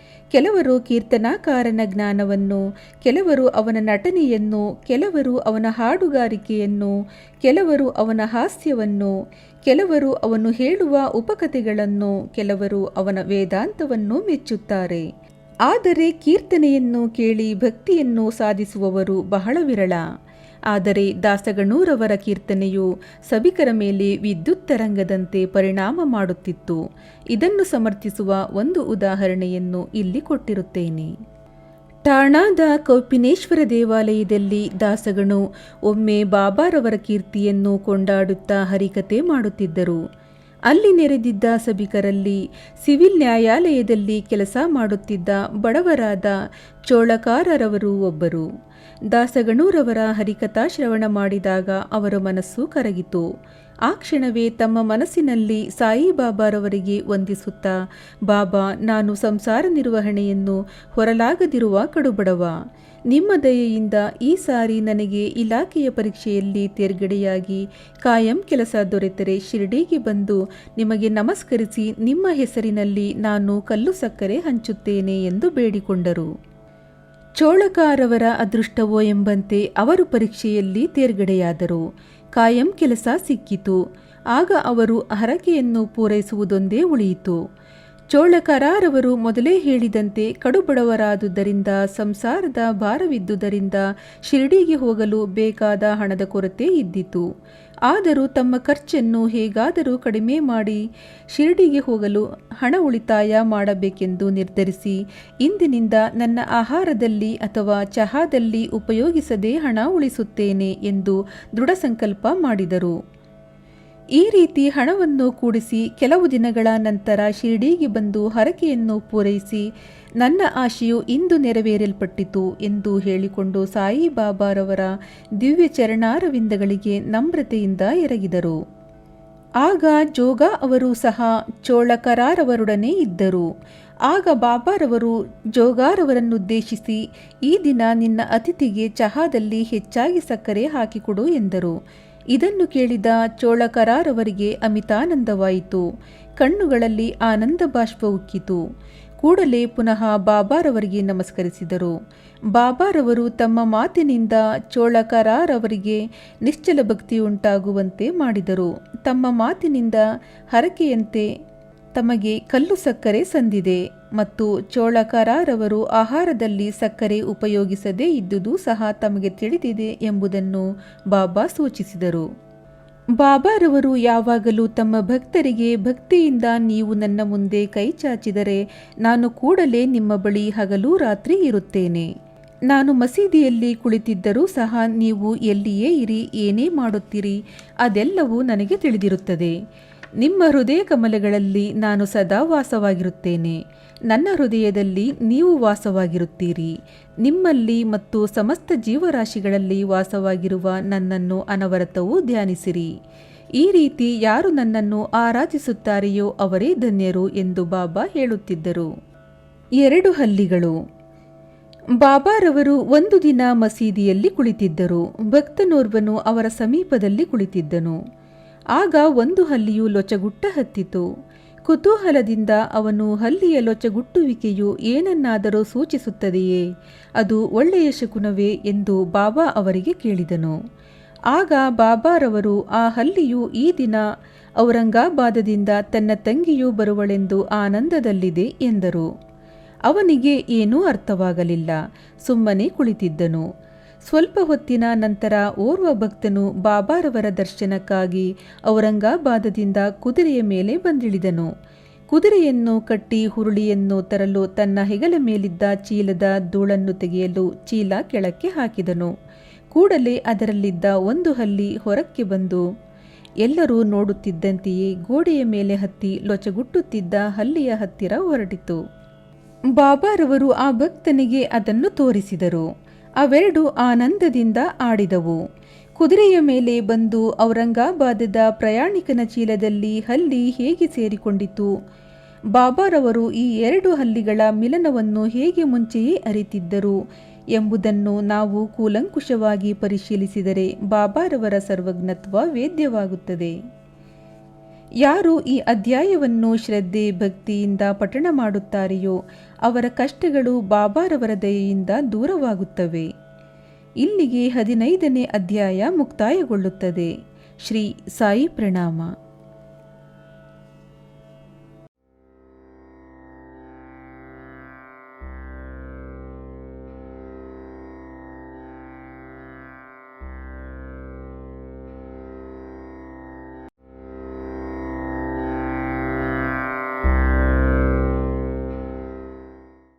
ಶ್ರೀ ಸದ್ಗುರು ಸಾಯಿನಾಥಾಯ ನಮಃ. ಶ್ರೀ ಸಾಯಿ ಸಚ್ಚರಿತೆ 16 ಮತ್ತು 17ನೇ ಅಧ್ಯಾಯಗಳು. ಬ್ರಹ್ಮಶಾಸ್ತ್ರ. ಈ 2 ಅಧ್ಯಾಯಗಳು ಬಾಬಾರವರಿಂದ ಶೀಘ್ರದಲ್ಲಿಯೇ ಬ್ರಹ್ಮಜ್ಞಾನ ಪಡೆಯಬೇಕೆಂದು ಬಂದವನೊಬ್ಬನ ಕಥೆಗೆ ಸಂಬಂಧಿಸಿವೆ. ಈ ಹಿಂದಿನ ಅಧ್ಯಾಯದಲ್ಲಿ ಶ್ರೀ ಚೋಳಕರ ಅವರ ಹರಕೆ ಮತ್ತು ಅದನ್ನು ಅವರು ಈಡೇರಿಸಿದ ವಿಚಾರವನ್ನು ತಿಳಿಸಿದ್ದೇನೆ. ಬಾಬಾರವರು ಎಲ್ಲ ವಸ್ತುಗಳನ್ನು ಪ್ರೀತಿ, ಪ್ರೇಮ ಮತ್ತು ಭಕ್ತಿಯಿಂದ ಅರ್ಪಿಸಿದರೆ ಅವುಗಳನ್ನು ಸ್ವೀಕರಿಸುತ್ತಿದ್ದರು. ಆದರೆ ಅವುಗಳನ್ನು ಅಹಂಭಾವದಿಂದ ಅರ್ಪಿಸಿದರೆ ಅವರು ನಿರಾಕರಿಸುತ್ತಿದ್ದರು ಎಂಬುದು ಈ ಕಥೆಯಿಂದ ವೇದ್ಯವಾಗುತ್ತದೆ. ಬಾಬಾರವರು ಸಚ್ಚಿದಾನಂದರಾಗಿದ್ದರು. ಆದ್ದರಿಂದ ಅವರು ಬಾಹ್ಯಾಡಂಬರಗಳಿಗೆ ಗಮನ ಕೊಡುತ್ತಿರಲಿಲ್ಲ. ಅವರಷ್ಟು ಉದಾರಿ ಮತ್ತು ದಯಾಳುವಾದವರು ಬೇರೆ ಯಾರೂ ಇರಲಿಲ್ಲವೆಂದೇ ಹೇಳಬಹುದು. ಅವರನ್ನು ಚಿಂತಾಮಣಿ ವಜ್ರಕ್ಕಾಗಲಿ ಕಲ್ಪತರುವಿಗಾಗಲಿ ಅಥವಾ ಕಾಮಧೇನುವಿಗಾಗಲಿ ಹೋಲಿಸುವುದು ಸರಿಯಲ್ಲ. ಏಕೆಂದರೆ ಅವು ನಾವು ಇಚ್ಛೆಪಟ್ಟಿದ್ದುದನ್ನು ಮಾತ್ರ ಕೊಡಬಹುದಾಗಿವೆ. ಆದರೆ ಸದ್ಗುರುವಾದಂಥ ಬಾಬಾರವರು ಇವುಗಳಿಗಿಂತಲೂ ಊಹಿಸಲ ಸಾಧ್ಯವಾದ ಅನರ್ಘ್ಯವಾದಂತಹ ವಸ್ತು ನೀಡುವ ಸಾಮರ್ಥ್ಯವುಳ್ಳವರಾಗಿದ್ದರು. ಈಗ ಬಾಬಾರವರು ತಮ್ಮಲ್ಲಿಗೆ ಬ್ರಹ್ಮಜ್ಞಾನವನ್ನು ಪಡೆಯಲು ಬಂದ ಧನಿಕನೋರ್ವನನ್ನು ಹೇಗೆ ಆಶೀರ್ವದಿಸಿದರು ಎಂಬುದನ್ನು ನೋಡೋಣ. ಯಾವ ಚಿಂತೆಯೂ ಇಲ್ಲದೆ ಸುಖಿಯಾಗಿ ಒಬ್ಬ ಗೃಹಸ್ಥನಿದ್ದನು. ಅವನಿಗೆ ವಿಪುಲವಾದ ಐಶ್ವರ್ಯವಿತ್ತು. ಮನೆ ಮಠಗಳಿದ್ದವು. ಅವನೂ ಸಹ ಬಾಬಾರವರ ಕೀರ್ತಿಯನ್ನು ಕೇಳಿದ್ದನು. ಬ್ರಹ್ಮಜ್ಞಾನವನ್ನು ಪಡೆದರೆ ಇನ್ನೂ ಸುಖಿಯಾಗಿರಬಹುದೆಂದು ಭಾವಿಸಿ ಶಿರ್ಡಿಗೆ ಹೋಗಿ ಬಾಬಾರವರಿಂದ ಬ್ರಹ್ಮಜ್ಞಾನವನ್ನು ಪಡೆಯುವೆನು ಎಂದು ಹೇಳುತ್ತಿದ್ದನು. ಅವನ ಸ್ನೇಹಿತರು ಬ್ರಹ್ಮಜ್ಞಾನವನ್ನು ಪಡೆಯುವುದು ಅಷ್ಟು ಸುಲಭವಲ್ಲ. ಯಾವಾಗಲೂ ಐಶ್ವರ್ಯ, ಮಡದಿ, ಮಕ್ಕಳು ಮುಂತಾದವುಗಳ ಮೋಹದ ಬಲೆಗೆ ಸಿಕ್ಕಿರುವ ಅತಿಯಾಶೆಯುಳ್ಳ ನಿನ್ನಂಥವನಿಗೆ ಬ್ರಹ್ಮಜ್ಞಾನ ಪಡೆಯುವುದು ಕಷ್ಟ. ಒಂದು ಬಿಡಿಕಾಸನ್ನೂ ಸಹ ದಾನ ಮಾಡಲು ಮನಸ್ಸಿಲ್ಲದ ವ್ಯಕ್ತಿಗೆ ಬ್ರಹ್ಮಜ್ಞಾನವನ್ನು ಯಾರು ನೀಡುತ್ತಾರೆ ಎಂದು ಹಾಸ್ಯ ಮಾಡಿದರು. ಆದರೂ ಸ್ನೇಹಿತರ ಸಲಹೆಯನ್ನು ಲೆಕ್ಕಿಸದೆ ಅವನು ಮಾರನೇ ದಿನವೇ ಗಾಡಿ ಮಾಡಿಕೊಂಡು ಶಿರ್ಡಿಗೆ ಬಂದನು. ಮಸೀದಿಯೊಳಗೆ ಪ್ರವೇಶಿಸಿ ಬಾಬಾರವರ ದರ್ಶನ ಪಡೆದು ಅವರ ಪಾದಗಳಿಗೆರಗಿ, ಬಾಬಾ, ನೀವು ಬ್ರಹ್ಮನನ್ನು ತೋರಿಸುವಿರೆಂದು ತಿಳಿದು ಬ್ರಹ್ಮಜ್ಞಾನವನ್ನು ಪಡೆಯಬೇಕೆಂಬ ಆಶೆಯಿಂದ ನಿಮ್ಮಲ್ಲಿಗೆ ಬಂದಿದ್ದೇನೆ. ನಾನು ಪ್ರಯಾಣದಿಂದ ಬಹುಬಳಲಿದ್ದೇನೆ. ನಿಮ್ಮಿಂದ ನನಗೆ ಬ್ರಹ್ಮಜ್ಞಾನ ದೊರಕಿದರೆ ನಾನು ಪರಮಸುಖಿಯಾಗಬಹುದು ಎಂದು ಹೇಳಿ ಬ್ರಹ್ಮಜ್ಞಾನವನ್ನು ಯಾಚಿಸಿದನು. ಆಗ ಬಾಬಾರವರು, ರಾಯರೇ, ಇಷ್ಟು ಅವಸರವೇಕೆ? ಬ್ರಹ್ಮಜ್ಞಾನವನ್ನು ಕೊಡುವೆನು, ಆದರೆ ನನ್ನ ವ್ಯವಹಾರವೆಲ್ಲವೂ ನಗದು, ಉದ್ದರಿಗೆ ಮಾತ್ರ ಎಡೆಯಿಲ್ಲ. ನನ್ನಲ್ಲಿಗೆ ಬರುವವರೆಲ್ಲ ಐಹಿಕ ಸುಖಭೋಗಗಳಾದ ಸಂಪತ್ತು, ಆರೋಗ್ಯ, ಶಕ್ತಿ, ಗೌರವ, ರೋಗ ಗುಣಪಡಿಸುವಿಕೆ ಇವುಗಳನ್ನು ಬೇಡುತ್ತಾರೆಯೇ ಹೊರತಾಗಿ ಬ್ರಹ್ಮಜ್ಞಾನವನ್ನು ಕೇಳಲು ಬರುವವರು ಅತಿ ವಿರಳ. ಬ್ರಹ್ಮಜ್ಞಾನವನ್ನು ಪಡೆಯಲು ಬಂದಿರುವ ನಿನ್ನನ್ನು ನೋಡಿದುದು ನನ್ನ ಅದೃಷ್ಟವೇ ಸರಿ. ಕೂಡಲೇ ನಿನಗೆ ಬ್ರಹ್ಮಜ್ಞಾನದ ಸರ್ವರೂಪವನ್ನು ತೋರಿಸುವೆನು ಎಂದರು. ಹೀಗೆ ಹೇಳಿ ಅವನಿಗೆ ಬ್ರಹ್ಮಜ್ಞಾನವನ್ನು ಕೊಡಲು ಬಾಬಾ ಅನುವಾದರು. ಅವನನ್ನು ಅಲ್ಲಿಯೇ ಕೂಡಿಸಿ ಬೇರೆ ವಿಚಾರಗಳನ್ನು ಪ್ರಸ್ತಾಪಿಸುತ್ತಾ ಒಂದು ಕ್ಷಣ ಅವನು ತನ್ನ ಪ್ರಶ್ನೆಯನ್ನು ಮರೆಯುವಂತೆ ಮಾಡಿದರು. ಆಗ ಒಬ್ಬ ಹುಡುಗನನ್ನು ಕರೆದು ನಂದೂ ಮಾರವಾಡಿ ಬಳಿಗೆ ಹೋಗಿ ನಾನು ಹೇಳಿದೆನೆಂದು 5 ರೂಪಾಯಿಗಳನ್ನು ಸಾಲ ತೆಗೆದುಕೊಂಡು ಬಾ ಎಂದರು. ಹುಡುಗನು ಹೋಗಿ ನಂದೂ ಮಾರವಾಡಿಯ ಮನೆಗೆ ಬೀಗ ಹಾಕಿದೆ ಎಂದು ತಿಳಿಸಿದನು. ನಂತರ ಬಾಬಾ ಬಾಳಾನ ಅಂಗಡಿಗೆ ಹೋಗಿ ಹಣ ತೆಗೆದುಕೊಂಡು ಬರಲು ಹುಡುಗನಿಗೆ ಹೇಳಿದರು. ಈ ಸಲವೂ ಹಣ ಸಿಗಲಿಲ್ಲ. ಇದೇ ರೀತಿ 2-3 ಬಾರಿ ಪ್ರಯತ್ನಪಟ್ಟರೂ ಎಲ್ಲಿಯೂ ಹಣ ಸಿಗಲೇ ಇಲ್ಲ. ಸಾಯಿಬಾಬಾ ನಮಗೆ ತಿಳಿದಂತೆ ಬ್ರಹ್ಮನ ಅವತಾರ ರೂಪಿ. ಹಾಗಿದ್ದರೂ ಅವರಿಗೆ ಕೇವಲ 5 ರೂಪಾಯಿ ಏಕೆ ಬೇಕಾಗಿದ್ದವು? ಅದಕ್ಕೋಸ್ಕರ ಅವರು ಕಷ್ಟಪಡಬೇಕಾಗಿದ್ದಿತೆ ಎಂದು ಕೆಲವರು ಪ್ರಶ್ನಿಸಬಹುದು. ನಿಜವಾಗಿಯೂ ಬಾಬಾ ಅವರಿಗೆ ಹಣ ಬೇಕಾಗಿರಲಿಲ್ಲ. ಅವರಿಗೆ ನಂದು ಮತ್ತು ಬಾಳ ಇವರ ಕಡೆ ಹಣ ಇರಲಿಲ್ಲವೆಂಬುದು ಚೆನ್ನಾಗಿ ಗೊತ್ತು. ಆದರೂ ಬ್ರಹ್ಮಜ್ಞಾನವನ್ನು ಪಡೆಯಲು ಬಂದವನನ್ನು ಪರೀಕ್ಷಿಸಲೋಸುಗ ಹೀಗೆ ಮಾಡಿದರು. ಆ ಗೃಹಸ್ಥನು ತನ್ನಲ್ಲಿ ಕಂತೆಗಟ್ಟಲೆ ನೋಟುಗಳನ್ನಿಟ್ಟಿದ್ದನು. ಅವನು ನಿಜವಾಗಿಯೂ ಶ್ರದ್ಧೆ ಇದ್ದವನಾಗಿದ್ದರೆ ಬಾಬಾ ಸಾಲ ಕೇಳಲು ಹುಡುಗನನ್ನು ಕಳುಹಿಸಿದಾಗ ಸ್ವತಃ ನೋಡಿ ಸುಮ್ಮನಿರುತ್ತಿದ್ದನೆ. ಬಾಬಾ ಸುಳ್ಳು ಮಾತನಾಡುವವರಲ್ಲ. ಸಾಲವನ್ನು ಕೂಡಲೇ ಹಿಂದಿರುಗಿ ಕೊಡುತ್ತಾರೆ ಎಂದು ತಿಳಿದರೂ ಸಹ ಸುಮ್ಮನೆ ಇದ್ದನು. ಹಾಗೆ ಬಾಬಾ ಎರವಲಾಗಿ ತರಲು ಹೇಳಿದ ಹಣವಾದರೂ ಎಷ್ಟು? ಕೇವಲ 5 ರೂಪಾಯಿಗಳು. ಇಂಥವನು ಬಾಬಾರವರಿಂದ ಬ್ರಹ್ಮಜ್ಞಾನವನ್ನು ಪಡೆಯಲು ಬಂದನು. ನಿಜವಾಗಿಯೂ ಬಾಬಾರವರನ್ನು ಮನಃಪೂರ್ವಕವಾಗಿ ಪ್ರೀತಿಸುತ್ತಿದ್ದವನಾಗಿದ್ದರೆ ಆ ಸಂದರ್ಭದಲ್ಲಿ ಅವನು ಖಂಡಿತ ತಾನೇ ಸಾಲ ಕೊಡುತ್ತಿದ್ದನು. ಆದರೆ ಅವನ ವಿಷಯವೇ ಬೇರೆ. ಹೋಗಲಿ, ಅವನು ಮೌನದಿಂದಲಾದರೂ ಇದ್ದನೇ? ಇಲ್ಲ. ಮರಳಿ ಹೋಗಲು ಕಾತುರನಾಗಿ ಬಾಬಾ ಬೇಗನೆ ಬ್ರಹ್ಮನನ್ನು ತೋರಿಸಿ ಎಂದು ತಾಳ್ಮೆ ಮೀರಿ ಕೇಳಲು ಆರಂಭಿಸಿದನು.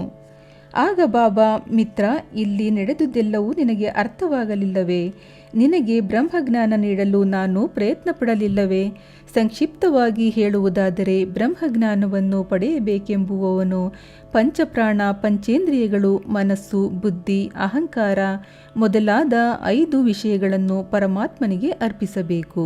ಬ್ರಹ್ಮಜ್ಞಾನದ ದಾರಿಯು ಖಡ್ಗದ ಅಲುಗಿನಷ್ಟು ಹರಿತವಾದದ್ದು ಮತ್ತು ಅಷ್ಟೇ ಅಪಾಯಕರವಾದದ್ದು ಎಂದರು. ಬ್ರಹ್ಮಜ್ಞಾನಾರ್ಜನೆಗೆ ಅರ್ಹತೆ. ತಮ್ಮ ಜೀವಿತದಲ್ಲಿ ಸರ್ವರಿಗೂ ಬ್ರಹ್ಮಜ್ಞಾನವನ್ನು ಹೊಂದಲು ಸಾಧ್ಯವಿಲ್ಲ. ಇದಕ್ಕೆ ಕೆಲವು ಅರ್ಹತೆಗಳಿವೆ. 1.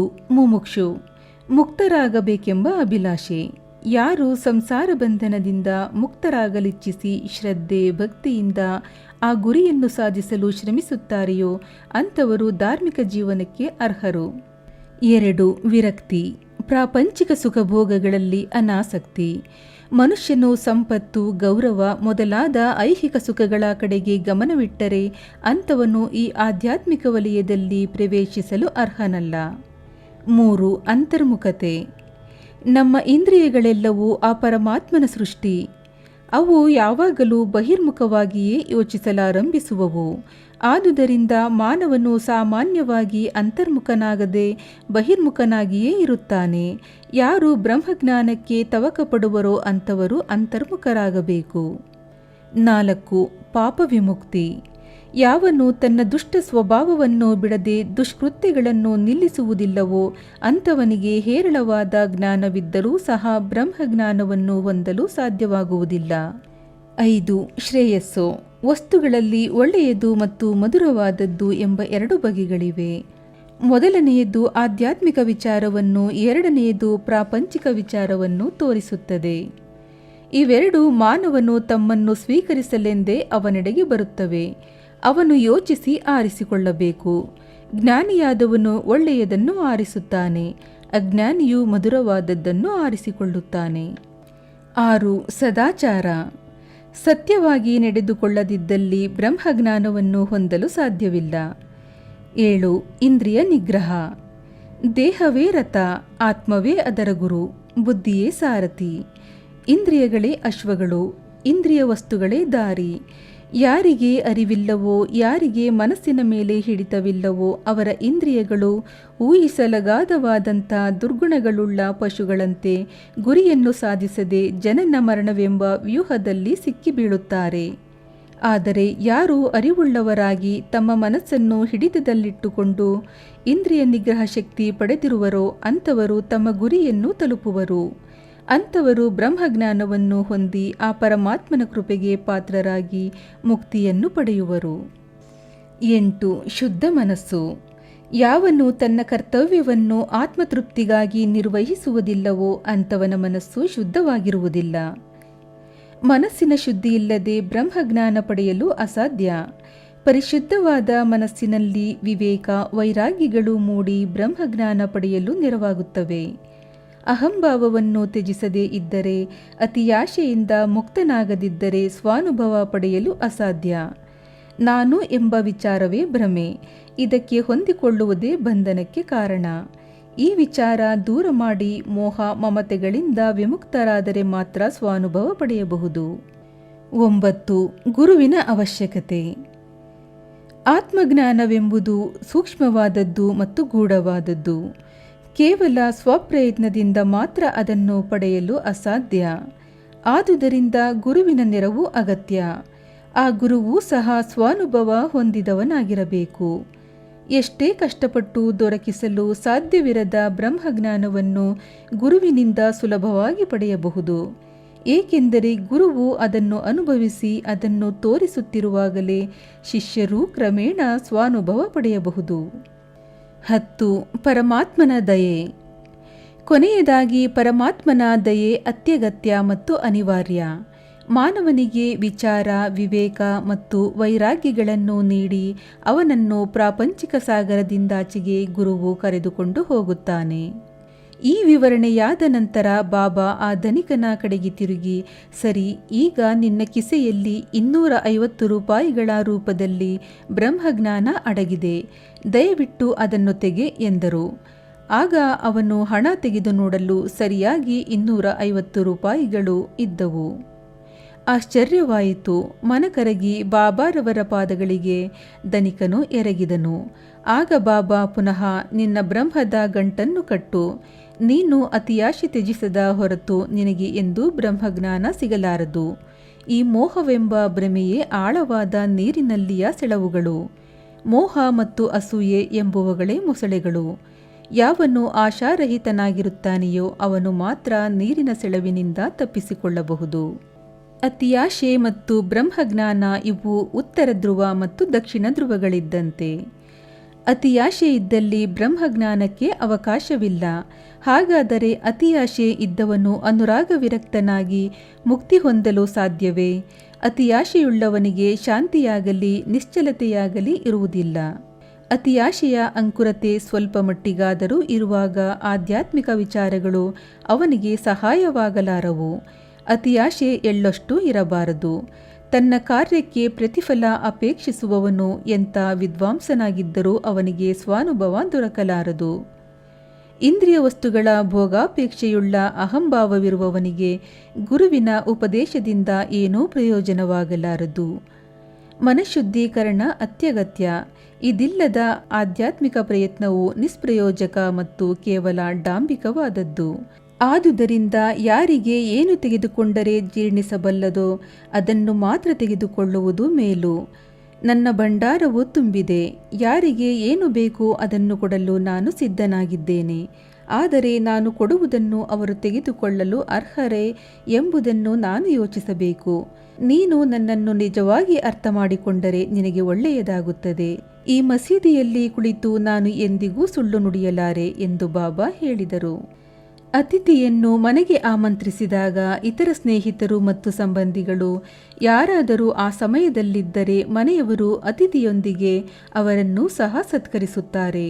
ಹೀಗೆ ಮಸೀದಿಯಲ್ಲಿ ಆ ಸಮಯದಲ್ಲಿದ್ದ ಎಲ್ಲರಿಗೂ ಈ ಆಧ್ಯಾತ್ಮಿಕ ಔತಣ ದೊರೆಯಿತು. ನಂತರ ಬಾಬಾರವರ ಆಶೀರ್ವಾದ ಪಡೆದು ತೃಪ್ತಿಯಿಂದ ಎಲ್ಲರೂ ಹಿಂದಿರುಗಿದರು. ಬಾಬಾರವರ ವಿಶೇಷ ಗುಣ: ಮನೆ ಮಠಗಳನ್ನು ತ್ಯಜಿಸಿ ಕಾಡಿನಲ್ಲಿಯೋ ಗುಹೆಗಳಲ್ಲಿಯೋ ಅಥವಾ ಆಶ್ರಮಗಳಲ್ಲಿಯೋ ಒಬ್ಬಂಟಿಗರಾಗಿ ನೆಲೆಸಿ ಜೀವನ್ಮುಕ್ತಿ ಪಡೆಯಲು ಪ್ರಯತ್ನ ಮಾಡುವ ಸಾಧುಗಳು ಅನೇಕರಿದ್ದಾರೆ. ಅವರು ಬೇರೆಯವರೊಡನೆ ಸಂಬಂಧ ಇಟ್ಟುಕೊಂಡಿರುವುದಿಲ್ಲ. ಆದರೆ ಸಾಯಿಬಾಬಾರವರು ಇಂಥವರಲ್ಲ. ಅವರಿಗೆ ಮನೆ ಮಠಗಳಾಗಲಿ ಮಡದಿ ಮಕ್ಕಳಾಗಲಿ ಆತ್ಮೀಯ ಬಂಧುಗಳಾಗಲಿ ಯಾರೂ ಇರಲಿಲ್ಲ. ಆದರೂ ಬಾಬಾ ಸಮಾಜದಲ್ಲಿ ಜೀವಿಸಿದ್ದರು. ತಮ್ಮ ಆಹಾರವನ್ನು ಭಿಕ್ಷೆ ಬೇಡಿ ತಂದು ಬೇವಿನ ಮರದ ಬುಡದಲ್ಲಿ ಕುಳಿತು ಪ್ರಾಪಂಚಿಕ ಕರ್ಮಗಳನ್ನೆಸಗುತ್ತಾ ಈ ಪ್ರಪಂಚದಲ್ಲಿ ನಾವು ಹೇಗೆ ವರ್ತಿಸಬೇಕೆಂಬುದನ್ನು ನಮಗೆ ಹೇಳಿಕೊಟ್ಟಿರುತ್ತಾರೆ. ಪರಮಾತ್ಮನ ಸಾಕ್ಷಾತ್ಕಾರದ ನಂತರ ಜನಕೋಟಿಯ ಯೋಗಕ್ಷೇಮಕ್ಕಾಗಿ ತಮ್ಮ ಜೀವಿತವನ್ನು ಮುಡಿಪಾಗಿಡುವ ಸಾಧುಗಳು ಬಹುವಿರಳ. ಆದರೆ ಸಾಯಿಬಾಬಾ ಜನಕೋಟಿಯ ಹಿತಚಿಂತಕರಲ್ಲಿ ಅಗ್ರಗಣ್ಯರು, ಸಾಧುಮಣಿಗಳು. ಆದ್ದರಿಂದ ಇಂತಹ ಅಪರೂಪವಾದ ಅವತಾರ ಪುರುಷರನ್ನು ಪಡೆದಿರುವ ದೇಶವೇ ಧನ್ಯ, ಪಡೆದ ಸಂಸಾರವೇ ಧನ್ಯ, ಜನ್ಮ ನೀಡಿದ ಮಾತಾಪಿತೃಗಳೇ ಧನ್ಯರು. ಇಲ್ಲಿಗೆ 16 ಮತ್ತು 17ನೇ ಅಧ್ಯಾಯಗಳು ಮುಕ್ತಾಯಗೊಳ್ಳುತ್ತವೆ. ಶ್ರೀ ಸಾಯಿ ಪ್ರಣಾಮ.